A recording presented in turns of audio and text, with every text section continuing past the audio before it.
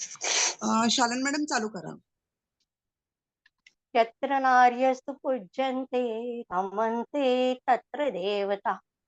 या श्लोकाप्रमाणे सुसंस्कृत असलेल्या आपल्या भारत देशात खूप पूर्वी म्हणजे वेद काळात गार्गी, मैत्रेयी, घोषा, लोपामुद्रा, अपाला, अरुंधती इत्यादी आणि अशा अनेक प्रख्यात विदुषी होत्या. म्हणजेच स्त्री पुरुष समानता होती. हळूहळू पुरुष प्रधान संस्कृतीमध्ये परकीय आक्रमण सुरू झाले. तसे स्त्रियांचे सुरक्षिततेसाठी मर्यादा आल्या आणि तरी देखील स्त्रियांनी आपली संस्कृती जपत आपला बंड चालूच ठेवला. आपली ही समानता अबाधित ठेवण्यासाठी त्यांनी प्रयत्न केले. त्यासाठी आपण मुख्य उदाहरण घेऊ शकतो. ज्ञानेश्वरांची लहान असलेली बहीण मुक्ताबाई, तिने देखील आईची जबाबदारी घेऊन ज्ञानेश्वरांना अभंग लिहिण्यास उद्युक्त केली. मुघल आक्रमणात पराजय दिसू लागला तर राजपुतान्यात बऱ्याचशा महिला जोहार करत असत. त्याचप्रमाणे मोगलांच्या विरोधात शेवटच्या श्वासापर्यंत लढणारी चांदबिबी, महाराष्ट्रातील ही सगळी परिस्थिती बदलण्यासाठी प्रयत्न केले जिजाऊंनी. जिजाऊंनी प्रयत्न केले नसते तर शिवाजी घडलाच नसता.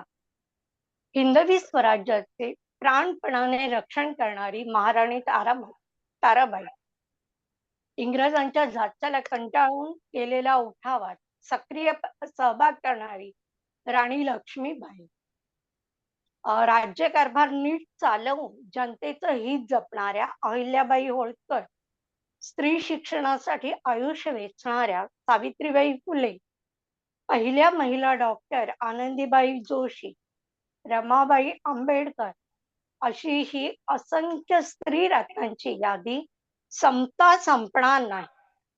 तरी सुद्धा पुरुष प्रधान संस्कृती, स्त्री पुरुष असमानता संपूर्ण जगाप्रमाणे भारतात सुद्धा होती. 1907 साली स्टुटगार्ट इथे पहिली महिला परिषद भरली. 8 मार्च 1908 ला न्यूयॉर्क मधील वस्त्रोद्योग उद्योगातील हजारो महिला कामगार रुडगस या चौकात एकत्र झाल्या आणि कामाच्या वेळेतील असमानता, कामाच्या जागेतील असुरक्षितता, लिंग, वर्ण, मालमत्ता, शैक्षणिक पार्श्वभूमी, निरपेक्ष मतदानाचा हक्क इत्यादी कित्येक मागण्या त्यांनी केल्या. 1910 ला क्लारा झेटिंगरने जागतिक महिला परिषद दुसऱ्यांदा भरवली आणि त्या परिषदेत तिने 8 मार्च 1908 ला अमेरिकन महिलांनी ज्या मागण्या केल्या त्याचा स्मरण दिवस म्हणून 8 मार्च हा महिला दिवस जगाने साजरा करावा असा ठराव पास करून घेतला. त्यानंतर जगभर महिला हक्कासाठी मोहिमा सुरू झाल्या. मुंबईत पहिला महिला दिवस 8 मार्च 1943 ला साजरा झाला. तर पुण्यामध्ये 8 मार्च 71 ला मोठा मोर्चा काढला होता. पुढे 1975 हे जागतिक महिला वर्ष म्हणून युनोने जाहीर केले. परिस्थितीनुसार प्रश्नांचे स्वरूप बदलते आहे, त्याच्यावर मार्ग शोधले जात आहेत. आता बँका, सरकारी कार्यालये वगैरे सगळ्या ठिकाणी महिला दिवस साजरा केला जातो. 8 मार्च 1975 पासून जागतिक महिला वर्षातील महिला दिवस म्हणून जगभर 8 मार्च हा दिवस महिला दिवस म्हणून साजरा करायला सुरुवात झाली. हा दिवस मुख्यत्वे महिलांचे हक्क आणि जागतिक स्तरावर शांतता या हेतूने साजरा करण्याला सुरुवात झाली. तसंच या दिवसाची एक थीम असते बरं का. यावर्षी डिजिऑल ही थीम आहे. संशोधन आणि तंत्रज्ञानाचा वापर लिंगभाव समानतेसाठी. तर असा हा महिला दिवस साजरा करण्यासाठी मी स्वयंसिद्धा शालन सप्रे ही संधी उपलब्ध करून देणारे संस्थेचे अध्यक्ष श्री भूषण पैठणकर, सचिव श्री विजय जोशी, विश्वस्त श्री राजेश जोशी, संचालक श्री दत्ताराम वाळवंटकर, सौ आराधी ठाकूर, सौ मेघना गावडे आणि यांना तसेच सौ आराधी ठाकूर तसेच इतर कार्यकारी संचालिका तसेच सदस्य या सगळ्यांचे स्वागत करते. आजच्या कार्यक्रमासाठी लाभलेल्या व्यक्ती सौंदर्यतज्ञ आणि शिक्षक कीर्ती बेंडाळे, तसेच प्रख्यात होमिओपॅथ डॉक्टर मीना मीना उनाडकर यांचे मी हार्दिक स्वागत करते. कार्यक्रम सुरू करण्याआधी मी सौ मानसीताईंना विनंती करते त्यांनी थोडक्यात संस्थेची माहिती सांगावी. सो हँड ओव्हर टू मानसीताई. धन्यवाद शालिनी. नमस्कार, मी मानसी तुम्हाला सर्वांना महिला दिनाच्या खूप खूप शुभेच्छा देते. आमच्या महिलांसाठी 2006 पासून कार्यरत असलेली नोंदणीकृत संस्था असून संस्था महिलांकरिता विविध उपक्रम व प्रशिक्षण राबवते. त्या मार्गे महिलांना कोणता व्यवसाय करावा, आपला व्यवसाय कशा प्रकारे वाढवा याकरिता योग्य ते मार्गदर्शन करत असते. संस्था महिला बचत गटांनाही देखील मदत व मार्गदर्शन करत असते. आजवर अनेक महिलांना संस्थेच्या उपक्रमाचा लाभ घेऊन अनेक व्यवसाय सुरू केले आहेत. संस्थेबद्दल अधिक माहिती आपल्याला संस्थेच्या www.swayampshirtafoundation.org या संकेतस्थळावर तसेच आपल्या फेसबुक पानावरती मिळू शकते. याच महिन्यात आपण आपल्या संस्थेचा 18वा वर्धापन दिन साजरा करणार असून त्या निमित्ताने यशस्वी उद्योजकांचा सन्मान करणार आहोत. तुमचा अधिक वेळ न घेता पुढील सूत्र कल्पना ताईंकडे सोपवते. धन्यवाद. धन्यवाद मानसीताई. जमलेल्या उपस्थित माझ्या सगळ्या मैत्रिणींना पहिल्यांदा महिला दिनाच्या खूप खूप शुभेच्छा. आपल्या कार्यक्रमाला ऍक्च्युली खरं तर वेळ झाला, पण आपण महिला किती सहनशील आहोत याचं पण आज आपण उदाहरण दिलं की बाबा एकदम शांतपणे आपण वाट बघितली आहे की नाही. म्हणजे सहनशीलता हा आपला गुण आहे, हा आज अधोरेखित झाला एका वेगळ्या पद्धतीने. तर आता आपण आणखीन माहितीये का आपल्या महिलांसाठीचा महत्वाचा आणि आपला म्हणतो ना बेसिक पॉइंट सौंदर्य. सौंदर्य हा आपल्या प्रत्येक महिलेचा जिव्हाळ्याचा विषय असतो. म्हणूनच आम्ही आज ठरवलं की चला बाबा ह्या जिव्हाळ्याच्या विषयांवरच आपण चर्चा करूयात ना. मग आपण आपल्याला ह्या महिलांच्या खूप जवळच्या विषयावर माहिती देण्यासाठी आज आपल्याला प्रमुख वक्त्या म्हणून लाभले आहेत कीर्ती बेंडाळे ताई. कीर्ती बेंडाळे ताई नमस्कार. मी तुमचं खूप खूप स्वागत करते. नमस्कार. गप्पा मारणारच आहोत आपण, पण त्यांच्याविषयी आपण थोडस जाणून घेऊया. आपल्या ज्या मैत्रिणी आहेत त्यांनाच मी सांगू इच्छिते की या आपल्या ज्या आहेत कीर्ती बेंडाळे ताई, या स्वतः एका ब्युटी सलूनच्या ओनर आहेत. त्यासोबतच त्या त्वचा आणि केस विशेषज्ञ म्हणजेच स्किन अँड हेअर स्पेशलिस्ट आहेत. सौंदर्य क्षेत्रात त्या गेली 20 वर्ष कार्यरत आहेत आणि त्या तशा अनुभवी आणि सौंदर्य क्षेत्रात खूप कार्यरत असणाऱ्या कीर्ती मॅडम आज आपल्याला लाभल्या आहेत. तर मी त्यांना अशी विनंती करते की मॅडम तुम्ही आमच्या सर्व उपस्थित मैत्रिणींना सौंदर्यावर सल्ला द्यावा किंवा तुमची माहिती द्यावी. कीर्ती मॅडम. नक्कीच.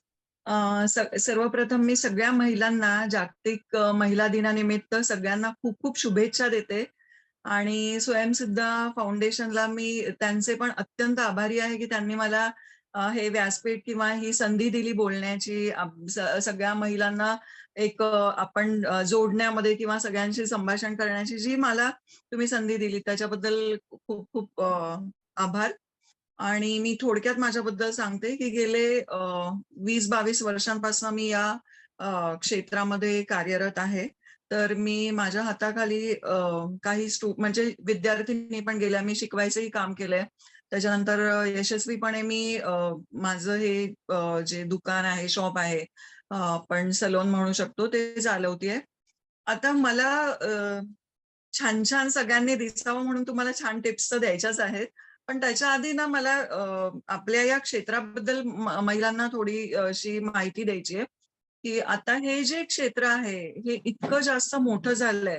आता पहिले ब्युटी पार्लरकडे बघण्याचा दृष्टिकोन लोकांचा खूपच म्हणजे ब्युटी पार्लर या हिशोबाने, पण आता हे तेवढं नाही. आता हे खूप मोठं झालंय. आता हे सायन्स सारखं मोठं झालंय. म्हणजे आपण जेव्हा आपण एखादं हेअरस्टाईलिस्ट असते व्यक्ती किंवा असतो तर ते अक्षरशः केसाच्या मुळापासून ते केसांचे ते पाठ केल्यानंतर आतमध्ये काय काय गोष्टी असतात, त्याच्यावर कसं काम करतं, म्हणजे एक डॉक्टर कसा बॉडीवरती काम करताना तुमचे सगळ्या गोष्टींना त्यांना ज्ञान अवगत असलं पाहिजे. तसंच हे फील्ड आता एवढं वास्ट झालेलं आहे आणि याच्यामध्ये इतक्या करिअर ऑपॉर्च्युनिटीज आहे. त्याच्याबद्दल मला थोडं महिलांना सांगायचं होतं, की ह्याच्यामध्ये इतके जास्त आता डिव्हिजन्स आलेले आहेत आणि आपण इतक्या करिअरच्या संधी याच्यामध्ये निर्माण झालेल्या आहेत. तर ज्या कोणी Mute झाला. माझा आवाज येतोय का सगळ्यांना? हो, येत. तर त्यांनी याचा नक्की लाभ घेतला पाहिजे. म्हणजे डिव्हिजन म्हणजे मला कसं म्हणायचंय, की आता कसं एखादा म्हणजे हेअरकट आला, थोडा कलर लावता आला, थोडं फेशियल करता आलं, असं फार पूर्वीचं एक हा कॉन्सेप्ट होता, की एवढं सगळं आलं, की एक दुकान टाका, पार्लर उघडा, झालं. पण आता याच्या डिव्हिजन्स असे आहेत, की आता मेकअप स्टुडिओ वेगळे आले आहेत. आता नेल आर्टचे स्टुडिओ वेगळे आले आहेत. त्याच्यानंतर जर तुम्ही बघितलं तर हेअर स्टुडिओ पण आता यायला लागलेत. स्किनसाठी कॉस्मेटॉलॉजी क्लिनिक्स आलेत, एस्थेटिक क्लिनिक्स आलेत. नंतर पीएमयू आलेले आहेत. पीएमयू म्हणजे काय? तर सेमी परमनंट मेकअप जो तुमच्या चेहऱ्यावरती 6 महिनेपर्यंत किंवा आयब्रोज वगैरे लिप्स सारख्या गोष्टी आहे जे 2-2, 3-3 वर्षापर्यंत राहतो आणि त्याच्यानंतर फक्त टचअप घ्यायला लागतो. तर आता आपल्याकडे हा फार अवेअरनेस कमी आहे. म्हणजे पाश्चात्य देशांमध्ये ह्या संस्कृती नवीन नाहीयेत. तिकडे फार जुनं झालंय. आपल्याकडे येताना थोडा उशिरा आलाय. पण तरी पण या लॉकडाऊन नंतर सुद्धा या आपल्या क्षेत्रामध्ये खूप मोठ्या उलाढाली झालेल्या आहेत.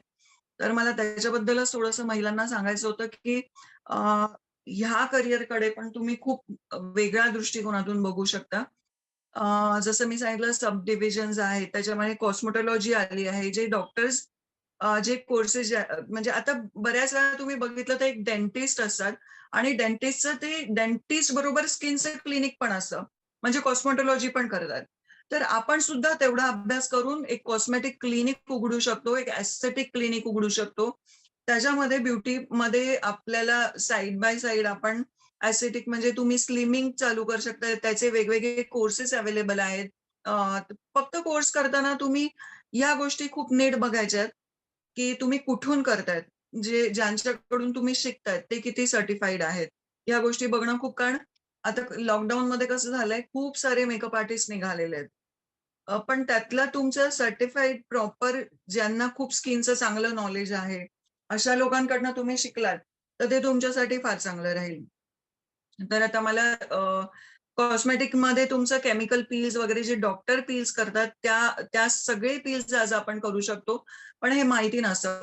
पण त्यासाठी तुम्हाला अभ्यास डीप करावा लागतो अर्थात. थोड्या अभ्यासावरती तुम्ही या गोष्टी करू शकत नाही. तर त्याचा अभ्यास म्हणजे 1-1 वर्षाचा कालावधी असतो कोर्सचा. डीप स्किनचं नॉलेज असतं. पण त्याच्यासाठी तुम्ही अशी कुठलीही अट नाहीये, की तुमचं हे ग्रॅज्युएशन झालं पाहिजे. अर्थात तुम्हाला चांगल्या पद्धतीने लिहिता वाचता आलं पाहिजे. 10वी-12वी पण त्याच्यानंतरही तुम्हाला इतकं डिटेल स्किनचं नॉलेज दिलं जातं त्या कोर्समध्ये आणि तुम्हाला स्किनचे काय लेयर्स असतात, कोणत्या लेयरमध्ये काय काम होतं, इतकं डिटेलमध्ये शिकवलं जातं. त्याच्यामध्ये तुमचे केमिकल पील्स आले. आता पी-आर-पी पण ब्युटिशियन्ससाठी ओपन केलेले आहेत खूप साऱ्या संस्थांनी. तर जे हेअर पी-आर-पी असतं, स्किनसाठी असतं, जे आपण व्हॅम्पायर फेशियल किंवा हायड्रा फेशियल हे बाजारात खूप नवीन आहेत. बऱ्याचशा लोकांना याच्याबद्दल काही माहिती नाहीये. पण ते सुद्धा आपण करू शकतो. चांगल्या एखाद्या अकॅडमी तर्फे, संस्थेतर्फे आपण शिकलो, त्यांचं गव्हर्नमेंट रिकॉग्नाइज्ड असेल आणि ते आपल्याला सर्टिफिकेट घेतलं, तर आपण त्या सर्टिफिकेटवर एक एस्थेटिक क्लिनिक किंवा कॉस्मेटिक क्लिनिक सुद्धा उघडू शकतो. हे झालं कॉस्मेटिक बद्दल थोडंसं सांगितलं. आता हेअरमध्ये पण केमिकल ट्रीटमेंट्स असतात. नुसतं कटिंग हे आता राहिलेलं नाहीये. हेअरमध्ये इतक्या सगळ्या तुम्ही स्कॅल्पसाठी हेल्थ काय असते, तुमच्या केसांची हेल्थ काय असते, हे सुद्धा कोर्सेस खूप डिटेलमध्ये आता शिकवले जातात. तर तसेच स्किनचे जसं आपण आधी फक्त ब्युटिशियन म्हणायचो, तर आता ते ब्युटिशियनच्या जागी थेरपिस्ट हा शब्द आलाय. कारण आपण स्किन आणि हेअरवरती थेरपी देतो लोकांना, जेंट्स असो किंवा लेडीज असो त्यांना. तर त्याच्यासाठी हे फील्ड खूप जास्त ओपन आहे. बरं, मला थोडं पीएमयू बद्दल सांगायचं होतं. पीएमयू म्हणजे परमनंट मेकअप, पण तो परमनंट म्हणजे सेमी परमनंट असतो. तो पूर्णतः परमनंट नसतो. तर सेमी परमनंट मेकअप म्हणजे तुमचं ज्यांना पिगमेंटेशन आहे, जे पूर्णपणे निघत नाहीये, कारण काही पर्सेंट राहतं पिगमेंटेशन स्किनवरती, कितीही तुम्ही त्याच्यावर उपचार घेतले तरी. तर ते पूर्णपणे तुमची स्किन क्लिअर दिसण्यासाठी, किंवा ब्राइडल आहे, तिला खूप फ्लॉलेस स्किन पाहिजे, किंवा तुम्ही एखादा अशा इंडस्ट्रीमध्ये काम करताय जिथे तुम्ही रिसेप्शनिस्ट म्हणून काम करताय, किंवा तुम्हाला फ्लोर टू फ्लोर लोकांशी खूप जास्त कनेक्टेड राहावं लागतंय. मग अशा वेळेला तुमची स्किन खूप छान असली पाहिजे. तर त्याच्यासाठी पीएमयू खूप जास्त आजकाल बाजारात आलेले आहे. म्हणजे त्यासाठी 6 महिन्यासाठी ते तुमची स्किन जी आहे ती फाउंडेशन लावल्याप्रमाणे एकदम खूप फ्लॉलेस आणि एकदम ग्लॉसी, खूप छान अशी दिसते. त्याला पीएमयू म्हणतात. आणि त्या पीएमयू मध्ये जसं स्किन मध्ये तुमचं फाउंडेशन लुक येतो, तसं तुमचं आयब्रोज, आता ज्यांना ॲलोपेशिया आहे, पूर्ण आयब्रोज निघून गेलेले आहेत, किंवा ज्यांच्या आयब्रोज खराब आहेत, एक खूप बारीक आहेत, किंवा दोघांमध्ये सिमेट्री नाहीये, अशांसाठी परमनंट आयब्रोज म्हणजे सेमी परमनंट आयब्रोज, ज्या 3 ते साधारण 2.5 ते 3 वर्षापर्यंत राहू शकतात ड्राय स्किनवर. ऑइली स्किनवर कम्पॅरेटिव्हली कमी राहतात. तर ते सेमी परमनंट आयब्रोज हा एक खूपच जास्त छान आता वरती अपकमिंग असा एक विषय आहे, की म्हणजे तो खूप तुम्हाला जर खरंच करिअर करायचं असेल, तर साधारण एक अगदी 50,000 सारख्या अमाउंट मध्ये तुम्ही कोर्स करून त्याच्यामध्ये प्रोडक्ट घेऊन तुम्ही तो करू शकता. आणि अक्षरशः त्याचे आता जे डॉक्टर रेट घेतायत ते 25,000 रुपये एका क्लायंटचे घेतायत. म्हणजे जर तुम्ही एवढे रेट नाही ठेवले, जरी तुम्ही 10,000 जरी ठेवले, तरी तुम्ही आरामात 4 ते 5 क्लायंटमध्ये तुमची पूर्ण रक्कम रिकव्हर करू शकता.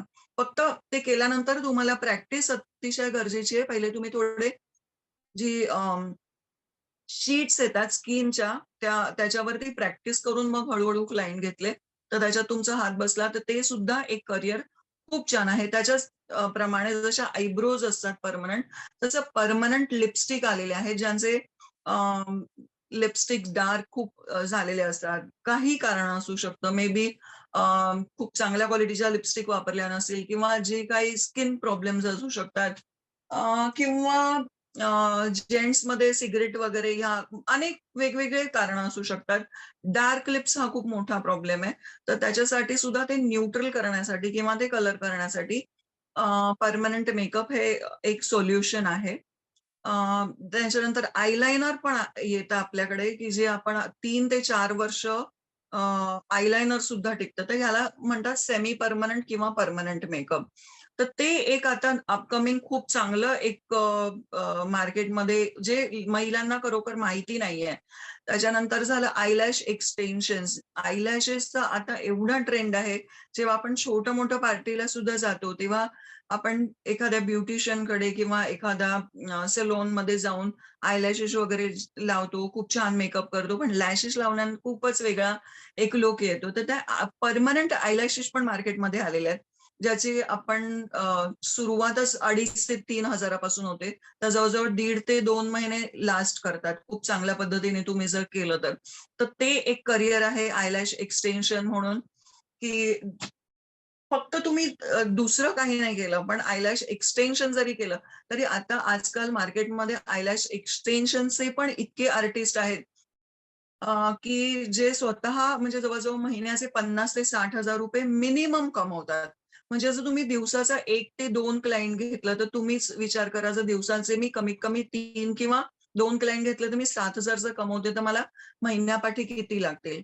आणि त्याचा जर तुम्ही एका क्लायंट मागे खर्च बघितला, तर हार्डली 400 ते 500 रुपये खर्च आहे. आणि त्या 400-500 खर्चानंतर जर तुम्ही 2,500 ते 3,000 रुपये कमवताय, आणि दिवसातनं त्याच्यासाठी तुम्हाला फक्त 1.5 ते 2 तास द्यावे लागतायत, तर का करू नये? तर माझं असं आजच्या दिवसासाठी सगळ्यांना म्हणणं आहे, की तुम्ही थोडासा विचार करून, ज्या महिला घरी असतील किंवा हाऊसवाईफ, तुम्ही का नाही पुढे जाऊ शकत? तर या खूप चांगल्या चांगल्या गोष्टी आहेत. फक्त एवढंच म्हणणं आहे, की कोर्स खूप चांगल्या ठिकाणी म्हणजे आपण केला पाहिजे, वेल नोन अकॅडमीमध्ये केला पाहिजे, जिथे आपल्याला इंडिकेशन आणि कॉन्ट्रा इंडिकेशन या सगळ्या गोष्टींची माहिती दिली गेली पाहिजे, की आपण फक्त करतोय, पण आपण कोणत्या क्लायंटवर का करतोय, कसं करायला पाहिजे, मॅच्युअर आहे का, त्यांचं कोणत्या फील्डमध्ये त्या काम करतायत, त्यांना कुठल्या पद्धतीचं आपल्याला काम द्यायचंय, या सगळ्या गोष्टींचं नॉलेज असणं अतिशय गरजेचं आहे.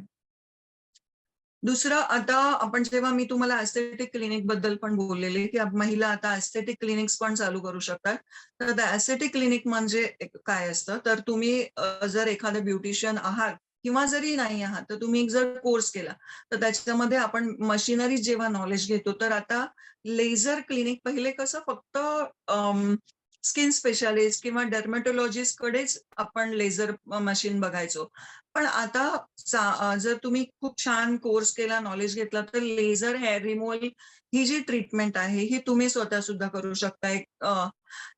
तुम्ही तो कोर्स केला, तुमच्याकडे सर्टिफिकेट आलं, तर त्याच्यावरती तुम्ही गुमास्ता लायसन काढून तुम्ही सुद्धा हे क्लिनिक टाकून आपला व्यवसाय चालू करू शकता. आता लेझर मशीनमध्ये असं नाहीये की फक्त हेअर लेझर रिमूव्हर होतं. आता लेझरमध्ये फेशियल्स पण आलेत वेगवेगळ्या पद्धतीचे. तुमच्याकडे स्किन टाईटनिंगच्या ट्रीटमेंट्स आहेत, हेअर स्कॅल्प रिलेटेड ट्रीटमेंट आहेत. सो हे पण एक लाईन आहे की जिथे तुम्ही आपलं करिअर चूज करू शकता. आणि आता खूप एकदम ट्रेंडमध्ये आहे ते नेल आर्ट आहे सध्या. नेल आर्ट पण तुम्ही बघितलं की कोणी जरी हेअर आणि स्किनवरती काम करत नसेल, तरी त्यांनी फक्त छोटासा गाळा घेऊन नेल आर्टचं पण चालू केलेलं आहे शॉप. फक्त तिथे नेल्सच्या सर्व्हिस होतात, अजून काही होत नाही. तर तसे नेल आर्टचे स्टुडिओज पण चालू केलेले आहेत. तर ते नेल आर्ट चालू करण्यासाठी तुमचा जर खूप चांगला जरी तुम्हाला कोर्स करायचा झाला, तर 25-30 हजार, अगदी मॅक्झिमम 40,000 पर्यंत खूप चांगले कोर्स होतात. तुमचा त्याच्यामध्ये इन्व्हेस्टमेंट जर तुम्ही 25-30 हजार पासून जरी केली, तरी एका क्लायंटचे आपण जवळजवळ 2 ते 2,500 रुपये घेतले. दिवसाचे तुम्ही 5च जरी क्लायंट घेतले, तरी तुमचे 10 ते 12 हजाराच्या घरात तेवढी कमाई होऊ शकते. नेल आर्ट हा पण एक खूप मोठा विषय आहे किंवा एक खूप चांगली करिअरसाठी संधी आहे. तर हे मला सांगायचं होतं की इथून आपण म्हणजे फक्त आपण म्हणतो की मी एका सलूनमध्ये जाते, तर हे सलून पुरतं मर्यादित नसून त्याच्या किती वेगवेगळ्या शाखा आहेत, त्या किती वेगवेगळ्या अपॉर्च्युनिटीज आहेत. हे मला तुम्हाला आज सांगायचं होतं. आता आपण थोडंसं आपल्या विषयाकडे वळूया, की आपण म्हणतो ना, की आपला हा जिव्हाळ्याचा विषय आहे सुंदर दिसणं. तर आपण सगळ्यात पहिले महत्वाचं म्हणजे आपण जेव्हा खूप स्वतः छान दिसतो, तेव्हा आपल्यामध्ये खूप कॉन्फिडन्स येतो. आपल्यामध्ये जेव्हा आपल्याला असं वाटतं, की माझ्या चेहऱ्यावर थोडे डाग आहेत बरं का, तर मी कसं यांच्यासमोर जाऊ, मी कसं जाऊ, मी थोडा मेकअप करू दे. जेव्हा तुमची स्किन खूप हेल्दी आहे, त्यावेळेला तुमच्याकडे खूप वेगळाच कॉन्फिडन्स आहे. तुम्हाला स्वतःला लोकांना भेटावंसं वाटतं, त्यांच्याशी बोलावंसं वाटतं. लोकांनी म्हटलं ना, की "तू खूप छान दिसते," तर आपल्यालाही खूप छान वाटतं ना. तर स्किन आणि हेअर या 2 अशा गोष्टी आहेत ना, की आपल्याला असं वाटतं, की नाही खूप छानच असल्या पाहिजे. तर स्किनसाठी मी सगळ्यात पहिले सांगेन सलोन ट्रीटमेंट. येस, ऑफकोर्स आपण सलोन ट्रीटमेंट खूप छान घेऊन खूप छान दिसू शकतो. पण जेव्हा आपण डेली रेजिम करतो, म्हणजे डेली रेजिम म्हणजे काय असतं? आपल्या रोजच्या सवयी. म्हणजे आपण रोज असं काय स्किनसाठी देऊ शकतो? रोज असं काय केसांसाठी करू शकतो? की जेणेकरून मी नॉर्मल म्हणजे तुम्ही पार्टी फंक्शनसाठी लग्नाला जाता तेव्हा मेकअप करून जाता ही गोष्ट वेगळी आहे. पण तुमच्या रोजच्या वागण्यामध्ये जो कॉन्फिडन्स येण्यासाठी किंवा रोज हेल्दी राहण्यासाठी स्किन कुठल्या गोष्टी आवश्यक आहे? तर सगळ्यात पहिले सांगेन मी, की खूपच बेसिक गोष्टी आहेत खरं तर. पण सगळ्यात आधी सोपला criss cross no, no, no. तुम्ही खूप छान फेस वॉश वापरा. साबण वापरायच्या ऐवजी face wash according to your skin. म्हणजे तुमची स्किन, आता आपण कसं जातो मेडिकलमध्ये गेलो, रँडमली मला एखादा खूप छान फेस वॉश आवडला म्हणून मी घेतला. पण त्या फेसने माझी स्किन खूपच ड्राय होतीये. पण का होतीये? कारण तो तुमच्या स्किनला सुटेबलच नाहीये. तुमच्या स्किननुसार तुम्हाला ते प्रॉडक्ट चूज करायचंय. तसंच फेस वॉश नंतर सनस्क्रीन मध्ये सुद्धा स्किनच्या अकॉर्डिंगली प्रोडक्ट असतात. पिगमेंटेशन म्हणजे ज्यांना डार्क पॅचेस येत आहेत, सनमुळे आपली स्किन खराब होते, त्यांचे सनस्क्रीन वेगळे असतात. ऑइली स्किनचे सनस्क्रीन वेगळे असतात. ड्राय मॅच्युअर स्किनचे सनस्क्रीन वेगळे असतात. पण आपल्याला ते माहिती नसतं. पण मार्केटमध्ये या सगळ्या गोष्टी अवेलेबल असतात. आता खूप छान स्किन आणि यंग लुकिंग स्किन म्हणजे काय, तर आपलं स्किन मध्ये जेव्हा इलास्टिन कोलाजेन खूप छान आहे, स्किन खूप शाईन करतीये, ग्लॉसी लुक आहे, म्हणजे ती नॉर्मल आणि खूप छान स्किन आहे. तर ती आपण कशी ठेवायची? सगळ्यात पहिले खूप छान आपल्या स्किनला सूट होईल असा फेस वॉश, त्याच्यानंतर मॉइश्चरायझर. मॉइश्चरायझर अगेन मी सांगेन की प्रत्येक स्किनचं मॉइश्चरायझर वेगळं वेगळं असेल. मॅच्युअर स्किनसाठी कोलाजेन ज्याच्यामध्ये लिहिलेलं असतं की याच्यामध्ये कोलाजेन आहे, अशा पद्धतीचं तुम्ही म्हणजे ज्याच्यामुळे तुमची स्किनची इलास्टिसिटी खूप चांगली होईल. नंतर ड्राय स्किनसाठी तुम्ही सगळे हायड्रेटिंग प्रोडक्ट वापरायचे आहेत, जे खूप हेवी नरिशिंग, ज्याच्यामध्ये पाण्याचं आणि ऑइलचं मेंटेन म्हणजे बॅलन्स खूप चांगला आहे, असे प्रोडक्ट तुम्ही वापरायला पाहिजे खूप मॅच्युअर आणि ड्राय स्किनसाठी. अगेन ऑइली स्किनसाठी तुम्हाला लोशन्स वापरायचे आहेत. ऑइली स्किनसाठी तुम्ही क्रीम्स नाही वापरू शकत, खूप हेवी क्रीम्स असे. तर ते ऑइली स्किनसाठी लोशन्स असतात, लाईट वेट, जे खूप तुमच्या प्रॉब्लेमला, ऑइलवर तुम्ही ऑइल लावलं तर काय होणार, अजून ऑइली होणार.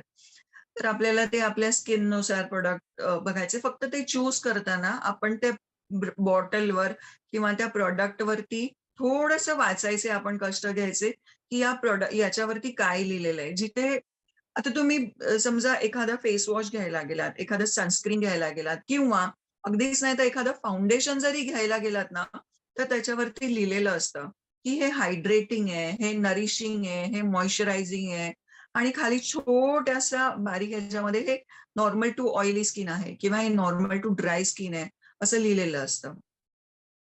तर जे ऑइली स्किनसाठी जर तुम्हाला कुठलंही प्रॉडक्ट चूज करायचं, तर त्याच्यावरती लिहिलेलं असतं की हे मॅटिफाईंग आहे, हे लाईट वेट आहे.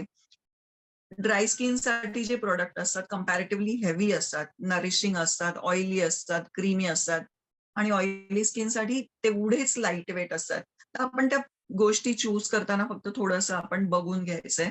आता खूप छान डेली रेजिम म्हणजे तुमचं काय असलं पाहिजे रोजच्या तुमच्या दिवसाच्या सुरुवातीत स्किनसाठी. तर तुमचा फेस वॉश झाल्यानंतर तुम्ही एक मॉइश्चरायझर लावायचंय. मॉइश्चरायझर लावल्यानंतर काही वेळाने तुम्हाला सनस्क्रीन लावायचंय. सनस्क्रीन अतिशय कंपल्सरी आजच्या डेटमध्ये, नाहीतर पिगमेंटेशन खूप लवकर होतं. कारण आता आपलं ग्लोबल वॉर्मिंग होतंय, त्याच्या हिशोबाने आणि स्किनला एजिंग असतात. तर सनस्क्रीन म्हटल्यानंतर UVA, ए म्हणजे एजिंग, UVB, बी म्हणजे बर्निंग, आणि अशा प्रकारचे जे वेगवेगळे रेज तुम्हाला प्रोटेक्शन करतात. आपण आजकाल मोबाईलमध्ये असतो, सतत आपण स्क्रीनच्या समोर असतो, लॅपटॉप असो किंवा PC असतो, त्याच्यातून जे रेज येतात किंवा आपण जेव्हा इंटिरियर केले असतात त्यातले जे येलो लाईट्स असतात, त्याच्यामुळे आपल्या स्किनवर जो एक रेजनी खराब स्किन होत असते, एजिंग होत असतं, किंवा अगदीच नाही तर जे आपण फ्लेम असते स्वयंपाकघरात स्वयंपाक करतो, ते त्या फ्लेम मधून सुद्धा रेज येतात, आपल्याला हे माहिती नसतं खरं तर. तर त्या फ्लेम स्किन खराब होत असते. या सगळ्या गोष्टींपासून प्रोटेक्शन फक्त एक आणि एकच गोष्ट ते करते आपल्याला, ती म्हणजे सनस्क्रीन. म्हणून खूप महिलांना असं वाटतं की मी तर घराच्या बाहेर जात नाहीये, मग मी सनस्क्रीन कशासाठी लावू? पण अगं ताई, तू दिवसभर फोन वापरते आहे, लॅपटॉप वापरते आहे, स्वयंपाक करते आहेस, मग तुला या सगळ्या गोष्टींची गरजच आहे. आता अजून एक उदाहरण तुम्हाला द्यायचं झालं, तर जेव्हा आपण अंघोळ करून येतो, तेव्हा तुम्ही जर लगेच मिररमध्ये, आरशामध्ये बघितलं, तर सुरुवातीच्या 5 ते 10 मिनिटांसाठी तुम्हाला तुमची स्किन खूप छान ग्लो करताना दिसेल. तर आता हा ग्लो जर तुम्हाला दिवसभर ठेवायचा आहे, दिवसभर हवाय, तर काय करायचं? कारण तो ग्लो कशामुळे असतो? कारण आपण जेव्हा पाण्याने अंघोळ करतो, तेव्हा बराच वेळ आपली पाण्यामध्ये संपर्क येत असतो आणि ते जे पाणी आहे आपल्या स्किनमध्ये पेनिट्रेट झालेलं असतं. म्हणजे स्किन खूप मॉइस्ट झालीये, खूप हायड्रेट झालीये, आणि आपल्याला हा ओलावा जर आपण लॉक केला नाही तर तो एक 10 मिनिटामध्ये आपण बाष्पीभवन म्हणतो ना, पाणी आपण कपडे पिळले आणि वाळत घातले की 10 मिनिटात सुकायला लागतात. तसंच ते स्किन मधलं पाणी एक 5 ते 10 मिनिटात निघून जातं. त्याचं बाष्पीभवन होतं. मग ते सील करण्यासाठी तुम्ही अंघोळीवरून आल्यानंतर किंवा फेस वॉश केल्यानंतर सुरुवातीच्या 5 ते 10 मिनिटात लगेच मॉइश्चरायझर लावलं तर तुमची स्किन सुरुवातीला तुम्हाला आता तुम्ही जर नव्याने चालू करत आहात तर सुरुवातीला तुम्हाला वाटेल की अर्धा तास आता माझी स्किन ग्लो होते. तुम्ही अजून डेली ते करत राहिला तर तुम्हाला वाटेल आता तर 2 तास माझी स्किन खूप छान राहते. असं करता करता तुम्हाला ती मग लॉंग टाईमसाठी ती स्किन खूप शायनी आणि हायड्रेटेड वाटेल. जर तुम्ही अंघोळ केल्यानंतर किंवा फेस वॉश केल्यानंतर लगेचच मॉइस्ट असताना त्याच्यावर मॉइश्चरायझर करून ते जर आतलं हायड्रेशन लॉक केलं तर. ओके. आता हायड्रेशन लॉक केल्यानंतर 10 मिनिटांनी आपल्याला सनस्क्रीन करायचंय. सनस्क्रीन म्हणजे सन प्रोटेक्शन. प्रोटेक्शन म्हणजे सगळ्या गोष्टींपासून प्रोटेक्शन होतं. आपल्या एअरमध्ये जी फ्री रॅडिकल्स असतात किंवा सनची रेज असतात किंवा पोल्युशन असतं, या सगळ्या गोष्टींपासून आपल्याला जर प्रोटेक्शन हवं असेल तर ते सनस्क्रीन देऊ शकतं. आणि या तुम्ही जर डेली रिजिम ठेवले तर तुमची स्किन खूप म्हणजे खूप हेल्दी दिसणारच दिसणार. 99 नाही 100% दिसणार. आता जर कोणाची स्किन प्रॉब्लेमॅटिक असेल, जर काही प्रॉब्लेम्स तुमच्या स्किनमध्ये आहे, तर आपल्याला नाईट केअर पण करायचंय. जर तुम्ही डेली केअर कसं करताय तसं रात्री झोपताना फेस अतिशय छान स्वच्छ धुवून घ्यायचा आणि त्याच्यानंतर तुमच्या स्किनचे तुमचे काय प्रॉब्लेम आहे, ॲक्ने असेल तर ॲक्नेचे सिरम्स येतात. जर तुमचं पिगमेंटेशन असेल तर पिगमेंटेशनचे सिरम्स येतात. जर एजिंग असेल तर एजिंगचे सिरम असतात. रेटिनॉलचे इतके छान छान सिरम येतात. रेटिनॉल हा एक असा घटक आहे ना की ज्याच्यामध्ये तुम्ही असं सिरम आहे की ज्याच्यामध्ये तुमचे ॲक्ने पण ट्रीट होतात, तुमचे एजिंग ट्रीट होतं, तुमचे फाईन लाईन्स ट्रीट होतात. फक्त त्याच्यामध्ये काय कॉम्बिनेशन आहे आणि आपल्या स्किनला काय सुटेबल आहे हे फक्त आपण बघून घ्यायचंय. त्याच्यावरती सगळं डिस्क्रिप्शन लिहिलेलं असतं. ते थोडं आपल्याला अभ्यास करायचा आहे. एक अर्धा मिनिट फक्त प्रॉडक्टचे डिटेल्स वाचले तर आपल्याला ते कळतं. तर आपण याच्या पुढे तरी माझ्या मैत्रिणीला ते खूप छान सूट झालंय बरं का प्रॉडक्ट. मग मी पण वापरते. अशा पद्धतीने प्रॉडक्ट न घेता थोडंसं वाचून आपल्या स्किनला काय सूट होणार आहे, माझी स्किन कशी आहे, ह्याच्या हिशोबाने प्रॉडक्ट घेतले तर तुमची स्किन नक्कीच खूप छान दिसणार आहे.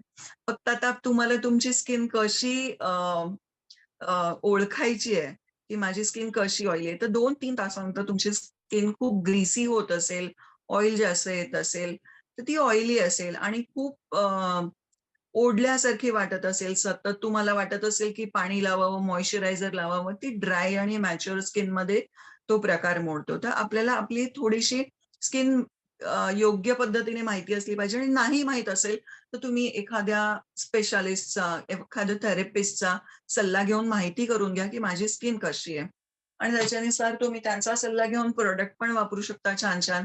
त्यांनी नाही सजेस्ट केले तर तुम्ही जर एखादा प्रॉडक्ट तुम्हाला स्वतः पण घ्यायचा असेल, तर प्रॉडक्टचं डिस्क्रिप्शन नक्की वाचा.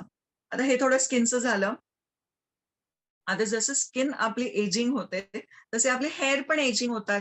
एजिंग होतात म्हणजे काय होतात? पांढरे होतात, डल होतात, डॅमेज, ड्रायनेस होतात.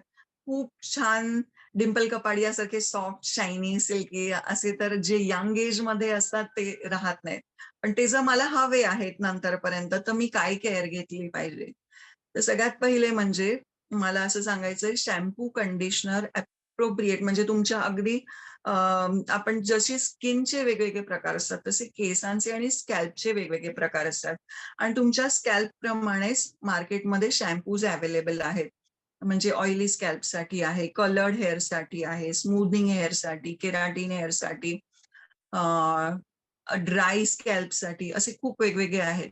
तर आता बऱ्याच वेळेला आपण शॅम्पू तर करतो, पण आपल्याला हे माहिती नाही, तुम्ही कंडिशनर करता का मॅडम? नाही हो, मी करत नाही. काय गरज आहे माझ्या केसांना? तर गरज आहे मॅडम. कारण का सनस्क्रीन जसं तुमच्या स्किनला एक प्रोटेक्टिंग शील्ड तयार करतं, तसं कंडिशनरचं ते काम आहे, की ते तुमच्या केसांना हे जे पोल्युशन आहे किंवा सन डॅमेज आहे, ह्याच्यापासून तुमच्या केसांचं सनस्क्रीन काय असेल तर ते कंडिशनर आहे. तर कंडिशनर करणं ह्याच्यासाठी गरजेचं आहे. त्याच्याने तुम्ही खूप छान हेअर केला, एखाद्या तुम्ही छान स्टायलिस्ट कडे गेले आणि खूप छान हेअरकट केला आणि नंतर तुम्हाला असं तिने कापला तेव्हा खूप छान दिसत होता बरं का, पण आता घरी आल्यानंतर बघते तर मी वॉश केल्यानंतर माझं हेअरकट छानच दिसत नाहीये.